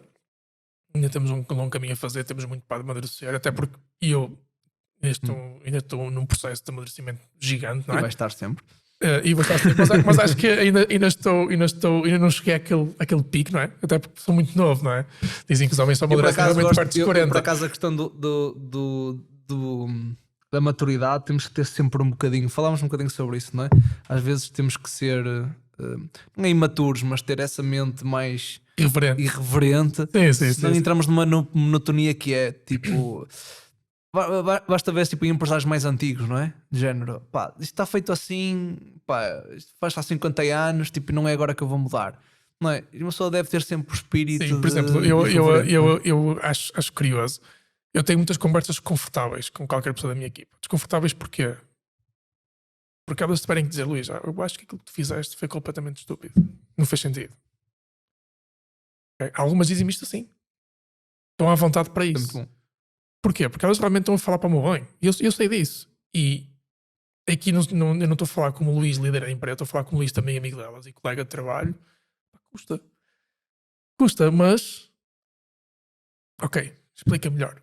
O que é que eu fiz, o que é que não fiz. Posso discordar totalmente, ou posso concordar, mas ter feito, mas por exemplo, se isso não acontecesse, se isso à vontade para as pessoas me dizerem o que acham que eu fiz errado, ou o que é que acham que eu posso fazer de melhor, porque é que eu teria uma equipa? Claro. Não faz sentido, elas não são apenas ferramentas. Não trabalhavam só para ti. Exatamente, elas não são uma ferramenta com uma chave de fendas em que estão ali para aquela função e é. Não, são muito mais do que isso. Lá está, eu acho que ter uma boa equipa e ter um bom ambiente de trabalho é muito complexo porque depende de muitos fatores. Eu acho que o principal é a empresa tornar-se também vulnerável e dar tudo o que puder à equipa, não é? Porque, vamos lá ver, eu pago-lhes, mas elas não deixam de ser voluntárias. Elas não são obrigadas a vir trabalhar para mim. Não são obrigadas a trabalhar no Clarity Lab. Ninguém as acorda de manhã na cama com a pistola apontada à cabeça: olha, tens de levantar, tens que ir trabalhar agora. não é? Sim, Portanto, elas são voluntárias. Elas aceitaram lutar comigo para atingir certos objetivos em troca do tempo delas e eu estou-lhes a pagar X. Portanto, eu tenho que respeitar também e tenho que acreditar que realmente elas estão de boa fé. E pela minha experiência, funcionado, não é? Eu não tenho a mínima razão de queixa. Nós somos uma empresa recente que tem tido resultados brutais. estamos em constante crescimento. E o resultado é o mais importante. É mais importante. Isto não há certo. É o mais importante. Na gestão, na liderança, não há nada melhor do que o resultado da empresa. Sim. Pá, Sim. não existem empresas que funcionem mal e que gerem resultados crescentes e durante muitos anos. Agora em Portugal é difícil gerir uma empresa. É super complicado. Também sabes isso melhor do que eu, não é? Porque tenho uma empresa que tens várias, mas é difícil e frustrante porque dar melhores condições a uma equipa e na parte salarial, dar boas condições salariais a uma equipa é tão difícil em termos contabilísticos. Muitas vezes. Em termos de custo. Sim, em termos de custo. Às Eu às vezes vezes sinto entre a espada e a parede porque estou a fazer contas e estou a pensar, opá, temos que começar a planear, ok, novas condições, até porque a inflação, não é, toda a gente tem vida independente. E nós temos de tentar uma pergunta estratégica aqui. Tu sentes que o teu produto, tu consegues imputar o incremento dos custos, por exemplo, no teu produto? Ou é altamente concorrencial? Não, nós aumentamos preços. Eu não olhei para a concorrência de ninguém. Não olhei para a tabela de ninguém. Realmente, o nosso, numa média, temos uma subida de custo de produção, 20%. Mas consegues incrementar esse custo? Nós aumentamos a tabela de preços. Eu digo isto porque em termos como este, não é? Normalmente esse é o fator que leva ao contínuo crescimento das empresas. É se há capacidade para a empresa incutir. O que é isto? Imagina, tu o pão não tens muita capacidade, a padaria não tem tanta capacidade para incrementar o preço. Porque é que vai acontecer? Se aumentas o preço, as pessoas vão consumir menos e tens que te cingir à concorrência de todas as padarias. E depois também estamos a falar de um alimento, não é? Já são sim, pessoas que não comerem. Mas diminuis o consumo. Sempre que existe aumento do preço, tu tens uma alteração dos padrões de consumo. Sim, tens. Mas... E este ano as pessoas estão a consumir menos. Sim, então. Mas eu não posso permitir-me. Eu não posso permitir que a empresa tenha uma margem de lucro por cada peça inferior ao que já tem. Depois vou produzir menos. Vou produzir o mesmo e ganhar menos. Ou seja, estou a tirar rentabilidade à empresa. Estou a diminuir as minhas hipóteses de crescimento futuro. Certo. Ou seja, eu não posso olhar só para o presente, tenho que olhar para o futuro. Eu tenho que garantir que as decisões que eu estou a tomar hoje vão permitir daqui a um ano ainda cá estar com saúde financeira.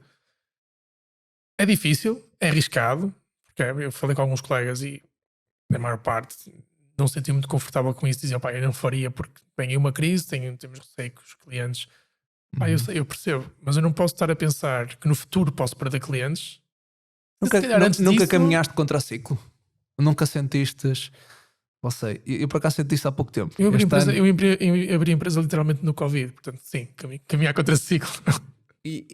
Pá, eu passei por um momento de introspecção, que eu passei, uma vez na unidade fabril, pá, nós tivemos, pronto, o ano de Covid foi bastante complicado, e nós iniciamos o ano sempre a meter pessoas, portanto, nós provavelmente estamos em março, posso dizer que metemos 5 pessoas desde o início do ano, ao mesmo tempo que eu olho à minha volta e só vejo empresas do setor a falir, fornecedores a fechar. Imagina, alguma vez sentiste tipo contraciclo? Sim. Sinto contraciclo. Tipo... Mas tento ignorar isso ao máximo. Tento não comparar. É? Tento não comparar. Eu fiz o mesmo. Tento não comparar eu tentei ignorar e disse assim, pronto, ok. Eu usei aquela métrica, não é? Que, por exemplo, nas unidades fabris nós temos sempre uma métrica de ocupação. Pá, e tu sabes que por muito preço, por exemplo, nós na unidade fabril em si não há a baixa capacidade de imputar os custos ao produto. Sim. É altamente concorrencial. Pronto, nós no nosso modelo de negócio teremos outras ofertas que já conseguimos compensar uma coisa à outra, mas diretamente na unidade fabril, diretamente o cliente chega aqui e tem este produto, diz, olha, eu entrego-lhe tudo, qual é a sua mão de obra? E dizes, pá, é 15, está bem, mas ali o Manel faz 4 e o Zé faz 13. Como é que é? Quer fazer? Para você fazer tem que fazer 3. Então, a capacidade é baixa. É okay? diferente, sim. É diferente. Mas eu penso assim, ok, se tu tiveres 70% de uma linha ocupável por ano, à partida vais fechar. Pá, não consegues manter. Não consegues manter. Então imagina, se eu tenho 3 pessoas ao meu lado que fecharam, estes 70% de cada um vão ter que ir para algum lado. Pronto, e o Marco na sua utopia diz assim, pronto, pá, está tudo a fechar, mas esta gente vai ter que produzir em algum lado. E pode ser que venham para aqui. O consumo da Espa não desce tanto. Exatamente. Não é? Sim, o nosso mercado é um bocado diferente porque somos um nicho. E os nichos funcionam. E é um nicho. Sim, mas eu queria mercado... perceber aqui, como abriste é muito interessante nessa altura, como é que é lidar nessa... Eu tento literalmente abstrair-me. Porquê? Se eu olhar para os exemplos em que as pessoas tiveram insucesso e tiveram que fechar... Tu olhas para isso, analisas isso, tentas olhar, eu olhas para não, outras eu tento empresas? tento não olhar porquê? Porque eu faço isso e fico com receio, não é? Mas depois também olho para aqueles que têm um sucesso Mas não tremendo. tentas perceber, não... Eu tento perceber os motivos que os levaram àquele lugar. Isso. Isso sim, eu tento aprender ao máximo com os erros e sucessos de toda a gente à minha volta. Eu tento fazer isso porque eu trabalho em setores que não percebo, a maior parte deles, ou nenhum deles, não é? Portanto, eu não era do meio, não é? Por exemplo, nós agora estamos com a Iorst, não ia esse exemplo, eu não percebo nada, nem sapatos, design, moda, opá, esquece, não, vê lá que a roupa quem me compra é a minha sogra, não é? Portanto, nem sou eu, e é porque ela, pá, chega a um ponto que já, pá, não deve gostar de eu andar com a filha e tal, pá, aquilo deve parecer mal e lá comprar uns trapos para o rapaz vestir. Mas só para ver a minha conexão, não é? Mas como é que eu tento aprender? Opá, olho à volta e tento perceber os negócios de toda a gente. É isso. Dizer, olha, e depois é uma porquê coisa que correste bem? Porquê que aquilo correu bem? Porquê que correu mal? Fechou? Porquê que fechou? Não é? E tento tirar algumas notas e depois tento trazer para aqui e dizer, ok, pronto, aquele fechou porque, olha, dependia 100% de um cliente. Disse, olha, 100% de um... Põe uma meta na minha cabeça e diz, olha, nenhum cliente aqui dentro vai ter que ter mais de 20, 30% da minha produção. Nós tentamos fazer exatamente o mesmo, que exemplo, olhar para todos os setores que conhecemos e retirar o máximo de informação possível dos que têm sucesso e insucesso. Depois também outra coisa, eu e a Inês conversamos diariamente sobre negócio. Nós gostamos mesmo e, por exemplo, adoramos conversar com várias pessoas de outros setores. É realmente uma conversa que me interessa, eu acho super curioso. Tirar ideias do que os outros fazem, não é? Sim. E não só ideias, simplesmente ouvir as pessoas a falarem sobre o negócio deles, o porquê terem ido para aquele negócio, como gerem, quais são as opiniões. Tenho grande prazer nisso. Portanto, eu às vezes a Inês põe mais o travão nisso. Luís, vamos falar disto, vamos relaxar, vamos só não fazer nada, vamos só ver um filme. Como é assim em casa também? Não é? Eu por acaso passo por esse. Eu trabalho, pá, eu por mim trabalhava tipo 24 horas, 7 dias por semana. E agora também acontece o contrário, às vezes, que é às vezes estamos em casa e Inês, olha, sabes aquele caso? A Inês vai falar de um caso de trabalho agora. Mas aquele caso aconteceu isto, tenho que dar esta informação, esqueci-me. Ok, está bem. Portanto, agora, no início era mais eu que fazia isso e agora já fazemos os dois. Então às vezes olhamos um para o outro, não vamos falar nada disto agora. Ok, vamos desfrutar deste pequeno tempo que temos aqui a descansar. Por acaso a única, aqui nós aqui na estrutura familiar temos um ponto que é, eu vou buscar a minha filha à escola e depois de que ela chega a casa até que ela vai dormir, este tempo é prioritário. É proibido nós falarmos seja do que for, da empresa, fechamos. E depois a partir abrimos ali um leque, até porque nós à partida, nomeadamente tipo os orçamentos e tudo mais, como a Gisele tem que os fazer, nós deixamos para o final do dia. Depois em casa, eu gosto de olhar e ver, até porque algumas métricas sou eu que meto lá com mais calma, e tal. Mas eu fazia, e por acaso às vezes também sinto esse tipo, ela olha para mim quando me mete aquela cara de tipo, sério? Tipo, por exemplo, às vezes 11 da noite. O que acontece frequentemente é eu tenho entregaste as solas eu tenho pouco tempo para trabalhar fotografia, para fazer as minhas apresentações durante o dia, estou constantemente a produzir, então faço em casa, geralmente depois de jantar. A quantidade de vezes que eu adormeço no sofá com o computador no colo é gigante. E o engraçado é que isto cria uma rotina e um hábito tão poderoso que eu, quando não tenho nada, nenhuma fotografia para preparar, nenhuma apresentação para fazer, agarro mesmo o meu computador e dou por mim a ler artigos. Artigos geralmente sobre a minha área, não é? Mas às vezes artigos sobre coisas completamente... Sentes aquela... E ela é que me diz, Alice, o que é que estás a fazer? Eu, estou a ler um artigo. A última vez estava a ler um artigo sobre buracos negros. Vi um episódio qualquer do National Geographic, eu fui pesquisar na net, depois aquele tipo um rabbit hole, tu vês aquela informação, aquele capta a atenção, estás a ler um artigo, vês um tema, dentro do artigo, vais para outro artigo, e tu ali às vezes... Mas tu sentes, imagina, eu sinto isto muitas vezes, que é, sentes aquele tempo de não produtividade, imagina, consegues estar tipo um sábado à tarde sem conseguir fazer nada? É difícil. Não sentes aquela cena tipo, "Pá, eu devia estar a fazer alguma coisa, não era?" Quando não faço, sinto-me Isso, super mal. tipo, Mas isso é um. nem que seja pegar num livro, Sim, mas isso é um problema. Isso é um não é? problema. Eu sinto muito mal, erradamente, porque nós temos tempo para descanso. Eu sinto muito mal quando sinto que não estou a produzir alguma coisa. Eu penso sempre, não estou a trabalhar o suficiente, vou ter sucesso merecido, porque não fiz o suficiente. É isso, é isso. Sim, Também sentes isso? Sinto muito. Como é que geres isso em casa com a Inês? É a Inês que me põe o travão e que me ajuda. Pá, e nós por acaso, como temos a miúda, acabou por. Mas está que isto é mais Acabou uma, por mudar o chip. é mais uma utopia de eu tenho que fazer o máximo possível constantemente. E ela, não é bem assim, isso não é possível, Luís. E eu, não, tem que ser. Ela, não é possível. E então ela que me. Engraçado. Por isso é que Revejo-me um bocado nisso. Por isso é que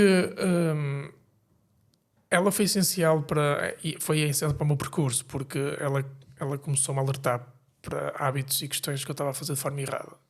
E continuo a fazê-lo. Ajuda-te a manter o equilíbrio, não é? Sim, se bem que o equilíbrio, se bem que queres ter sucesso, não podes ter equilíbrio. O sucesso por si só, eu acho que o sucesso por si só é um desequilíbrio, não é? Sim, sim. Porque É um facto, é um facto. Basta nós vermos as pessoas com mais sucesso no mundo são altamente desequilibradas. não, um Em ponto. termos de estrutura familiar. Não estou a dizer desequilibradas doentes da cabeça. Sim, Estou a sim, dizer mas- desequilibradas, por exemplo, é difícil. Dá um caso, por exemplo, se formos analisar não sei se eram os 5, se eram os 10 homens mais ricos do mundo, por exemplo, só o Zuckerberg é que é casado. E por acaso acho que foi pai agora, uma coisa do género. Toda a gente ou divorciou-se, separou-se. Quer dizer, Sim, o que quer dizer? Quer dizer que tu não consegues ser, caramba, isto toda a gente conhece, né? Quer dizer, o Elon Musk, o rapaz não, o senhor tem tipo a casa dentro da fábrica. Tipo, quem é a estrutura familiar que tipo, a minha mulher matava-me, não é? Se Claro. agora vamos viver, tipo, agora estás a ver aqui a sede da empresa, vamos montar lá um quarto está. e vamos ficar lá a viver. E essa é outra das dificuldades, porque Isso é o desequilíbrio máximo. esse é o desequilíbrio máximo, o expoente máximo. É loucura, né? Mas, por exemplo, eu estava a falar no equilíbrio. Imagina que temos uma métrica, a média da sociedade, que tem, sei lá, de 0 a 10, o sucesso está no nível 6. A partir do momento que tens uma pessoa altamente com alto grau de sucesso, ok? Ela já está no nível 8, 9. Só essa diferença já é um desequilíbrio, portanto, Sim. só por Tu aí. normalmente depois tiras do outro lado. Sim, tiras do outro lado, mas só por aí já é um desequilíbrio. E essa é uma grande dificuldade. Por exemplo, nós queremos ter família, não é? Eu quero ser pai e a Inês quer ser mãe. E uma das coisas que mais me preocupa é essa: como é que eu vou conseguir não perder o rumo ou manter este caminho sem perder a oportunidade de ajudar um filho ou uma filha minha a crescer? É uma das coisas que mais me preocupa, sinceramente. Não é, tudo o resto acho que se arranja a solução.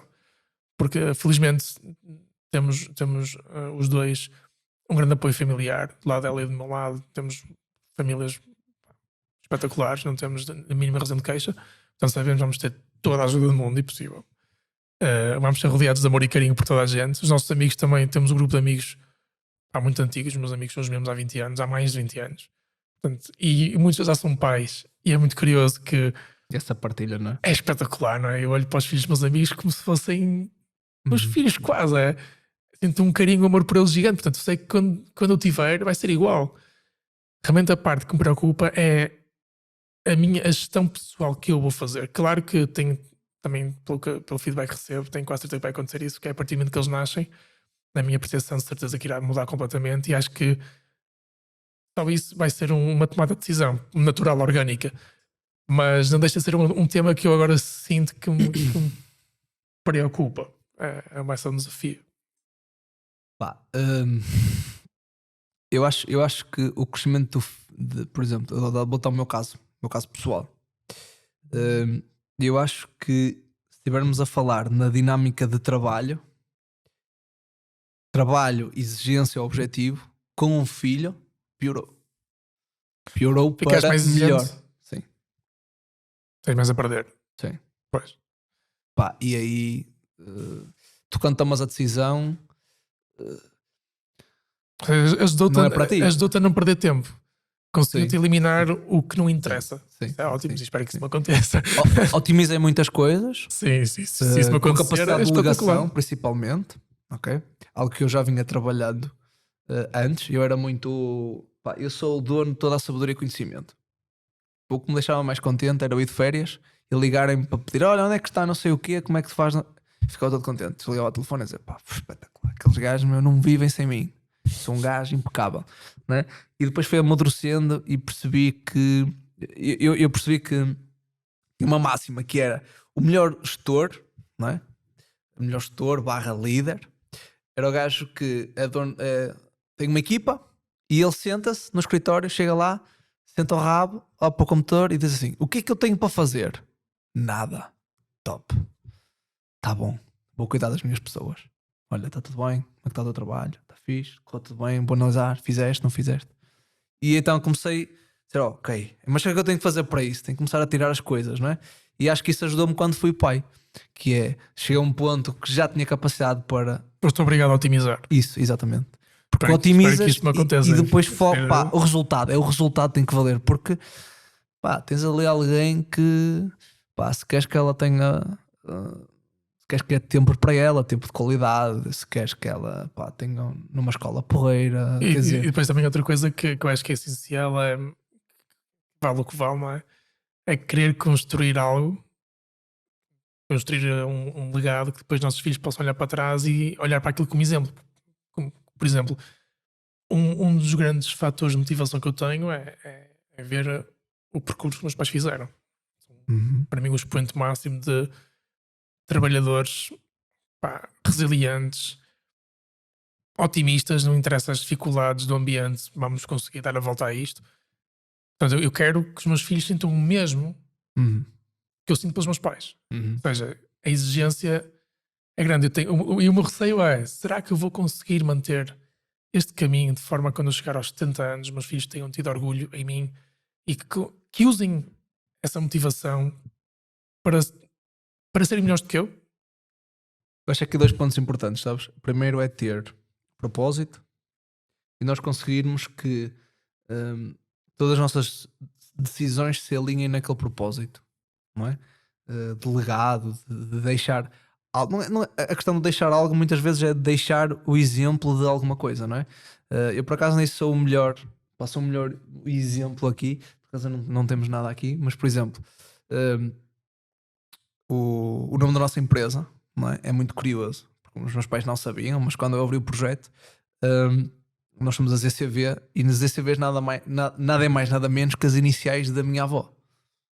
Não é? Meus pais não sabiam, já tínhamos aberto, já estávamos a operar, estava tudo certo. Só depois é que eu contei: olha, nunca reparaste nas iniciais, as iniciais da avó, não é? Quer dizer, e é isto que eu gostava de transmitir. Agora, o que é que nós não. O que é que. Eu lembro-me, pá, a Gisela, quando eu na altura, pá, quando fomos pais, foi Covid, aquilo foi muito esquisito, foi muito estressante para mim porque estava em casa e as pessoas a trabalhar e pá, quer dizer, este teletrabalho não existia praticamente, não é? Quer dizer, acabavas por.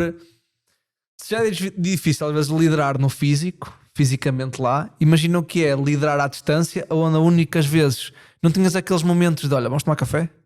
É pá, olha, viste pá, o António Costa falou ontem e tal. Quer dizer, não tens aquele momento, estás descontraído, falas com alguém da tua equipa. Pá, eu tinha muito isso, gostava muito de ir às pessoas abaixo de mim.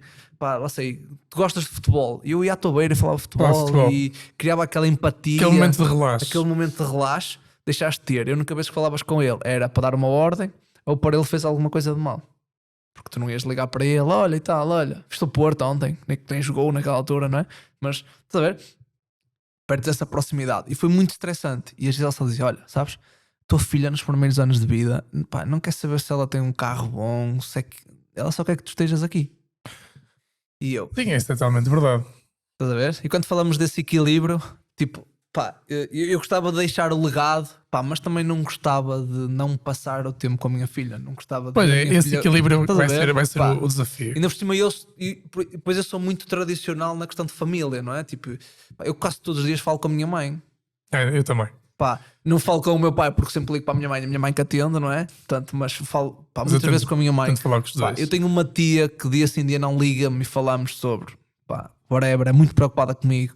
Quer dizer, pá, o que eu mais gosto de fazer nos fins de semana, pá, eu vou almoçar com os meus sogros, janto com os meus sogros, quer dizer, vou sair daqui, vou jantar com os meus sogros, provavelmente, quer dizer, esta hora já devem ter jantado, mas... Deixa-me só mandar mensagem A minha mal está a avisar para. Para aguentarem no jantar. Mas eu gosto muito desta estrutura, portanto também não quero perder como legado, não é? Quer dizer, o legado também é ser um líder da família, não é? Não é dizer, olha, o meu pai é fixe, olha, pai espetacular, tem estas... Mas olha, quanto tempo passaste por ele?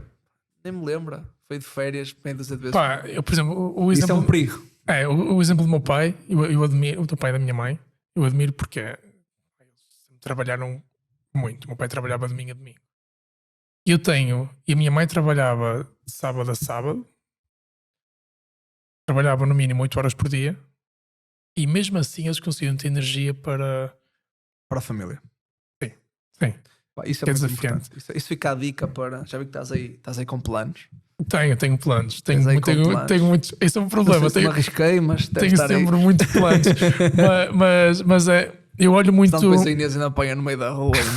Eu tenho muito orgulho no percurso que eles fizeram e naquilo que me conseguiram proporcionar a minha e que estão a minha irmã do meio e estão a proporcionar a mais nova. Porque Queres depois, seguir esse exemplo? sim, porque depois de crescer, eu olho para trás e penso aquilo que eles fizeram, aquilo deve ter E gostado. acredita que no dia que alguém nascer, quando tiveres um filho, então aí vai arrebentar completamente essa. E tu vais perceber, para já o que é o amor de pai e de mãe, que é uma cena que ninguém consegue, não consegue descrever, são mesmo dos seres. Pá, e depois tens aquelas questões familiares de quando o miúdo é tão estúpido quando somos mais novos, meu, esquece. Nós somos muito idiotas. E muito mesmo. Nem ia pensar nisto, mas só ficar lá com vergonha alheia da estupidez que dizia ou fazia. Sim. Mas também é engraçado. Também, eu imagino que o meu pai às vezes olhar para mim e pensar: isto é normal, está a dizer. Exatamente. O que é que está aqui a passar? E a minha filhota ainda só tem 3 anos. Imagina quando chegar aos 10 e vai ser de rir. Ele agora ri-se. Vai ser de rir. Olha, outra coisa, tinha aqui 2 pontos. Pá, já estamos aqui longos. Se calhar depois deixamos o resto para outro dia. Se quiseres vir, claro. Mas eu vi na tua apresentação na empresa. Tu tinhas um mentor. Sim. Eu achei muito importante porque nós muitas vezes, como líderes de empresas e muito mais, voltamos à questão do isolamento. Nós ficamos muito isolados, não é? Assim, muito rapidamente, o que é? Qual é o papel desse mentor hoje?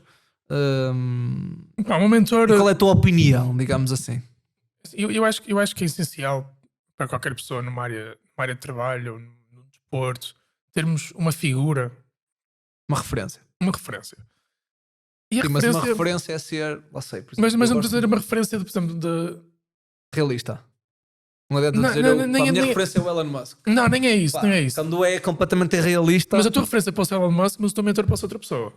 Sim, é isso. Eu não estou a ser referência como dessa forma, estou a dizer quase como aquela pessoa durante X tempo foi o meu chão. Ok? No meu caso, eu não tenho ninguém na família ligado à área da saúde. Aliás, na minha família deve ter sido uma pessoa licenciada. Venho de famílias com poucas posses e com pouca cultura de ensino superior. Conheci a profissão por acaso, através de um amigo meu. E por acaso escolhi estagiar num laboratório que tinha a fama de ser um laboratório difícil para estagiar, em que as pessoas eram exigentes.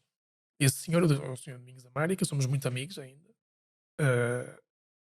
Somos amigos de abraço, não é? Partilhamos tudo. Por exemplo, há 2 semanas estivemos na Feira Mundial, na International Dental Show. Mas são concorrentes ou são laboratórios distintos? Os laboratórios concorrentes, mas partilhamos muito trabalho. Ok.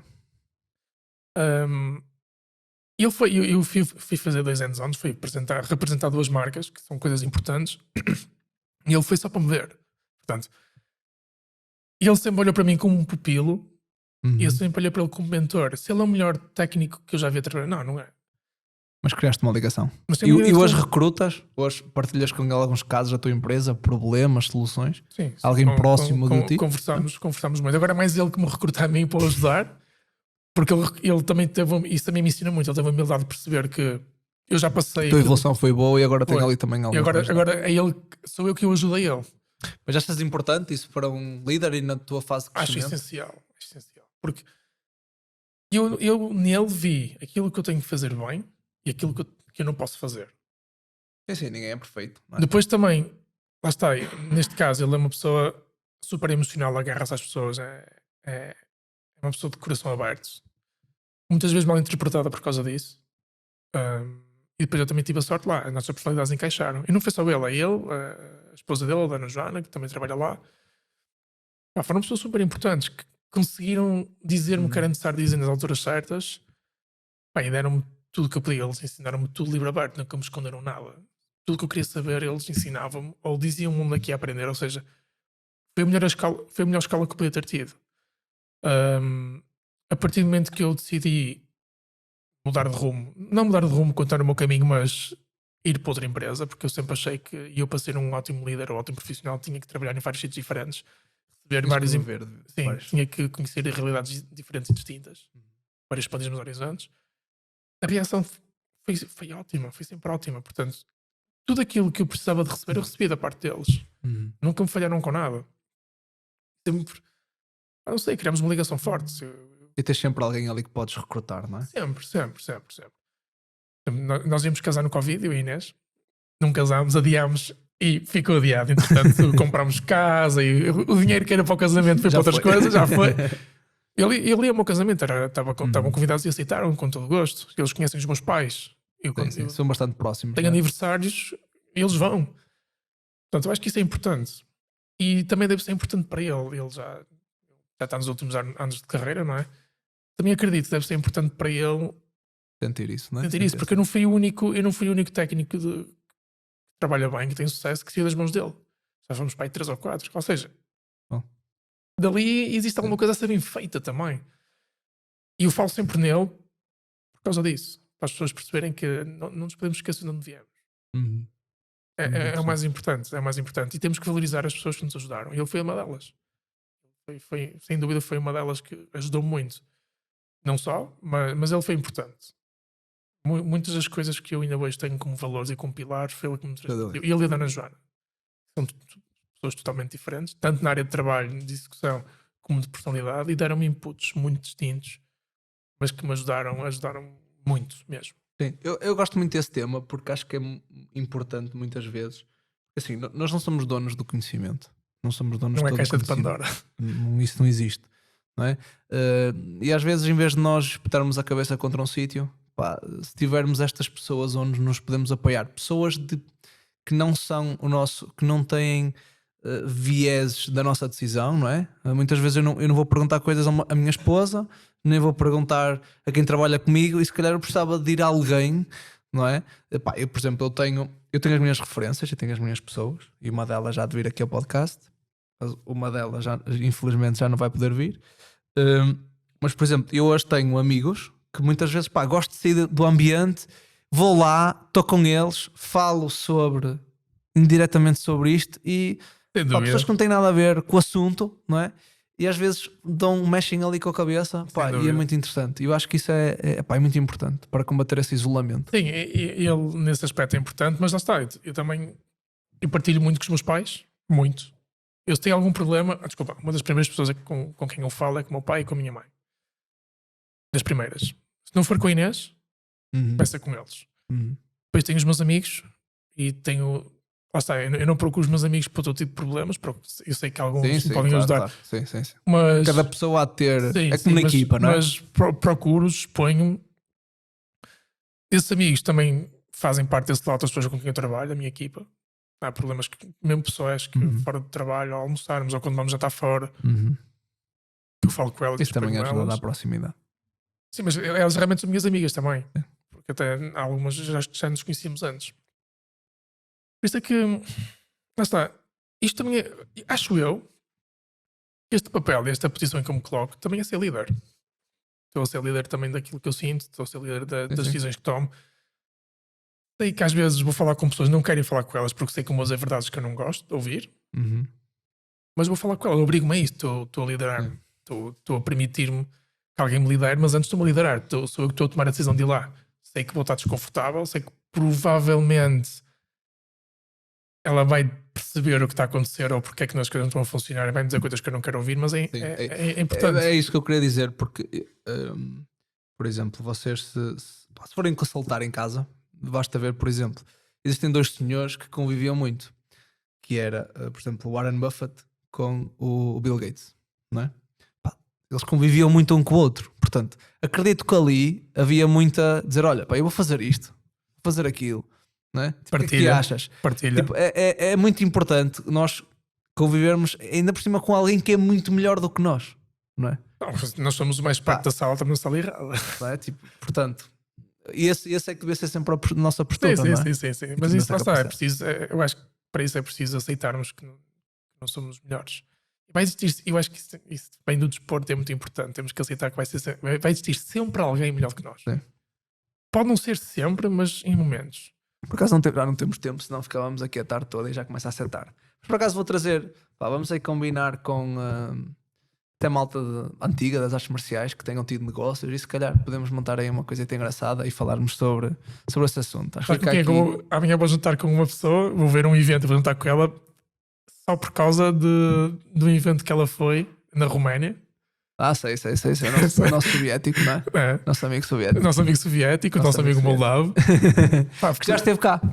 Já esteve cá. Esteve cá se falar sobre o projeto que ele tem do Storm. Com a Sofia. Que eu acho que até já. Quer dizer, a data deste podcast já saiu, não é? A data desse podcast já saiu e também tivemos uma coisa muito interessante. E ele é uma das pessoas, o Vitali, com quem eu e a Inês. Primeiro, a Inês e o Vitali são amigos de peito, porque eles privaram na seleção nacional de Karaté. Eu conheci o Vitali através da Inês e identifico muito com ele, porque ele tem coisas e tem ideais que são totais. Eu adoro ouvi-lo falar e adoro partilhar com ele. Uhum. Também porque lá está, esses inputs diferentes, essas informações diferentes que ele vai dar são importantes. E lá está, irmos buscarmos realidades que não são a nossa e trazemos para a nossa realidade. Sim. Sem dúvida.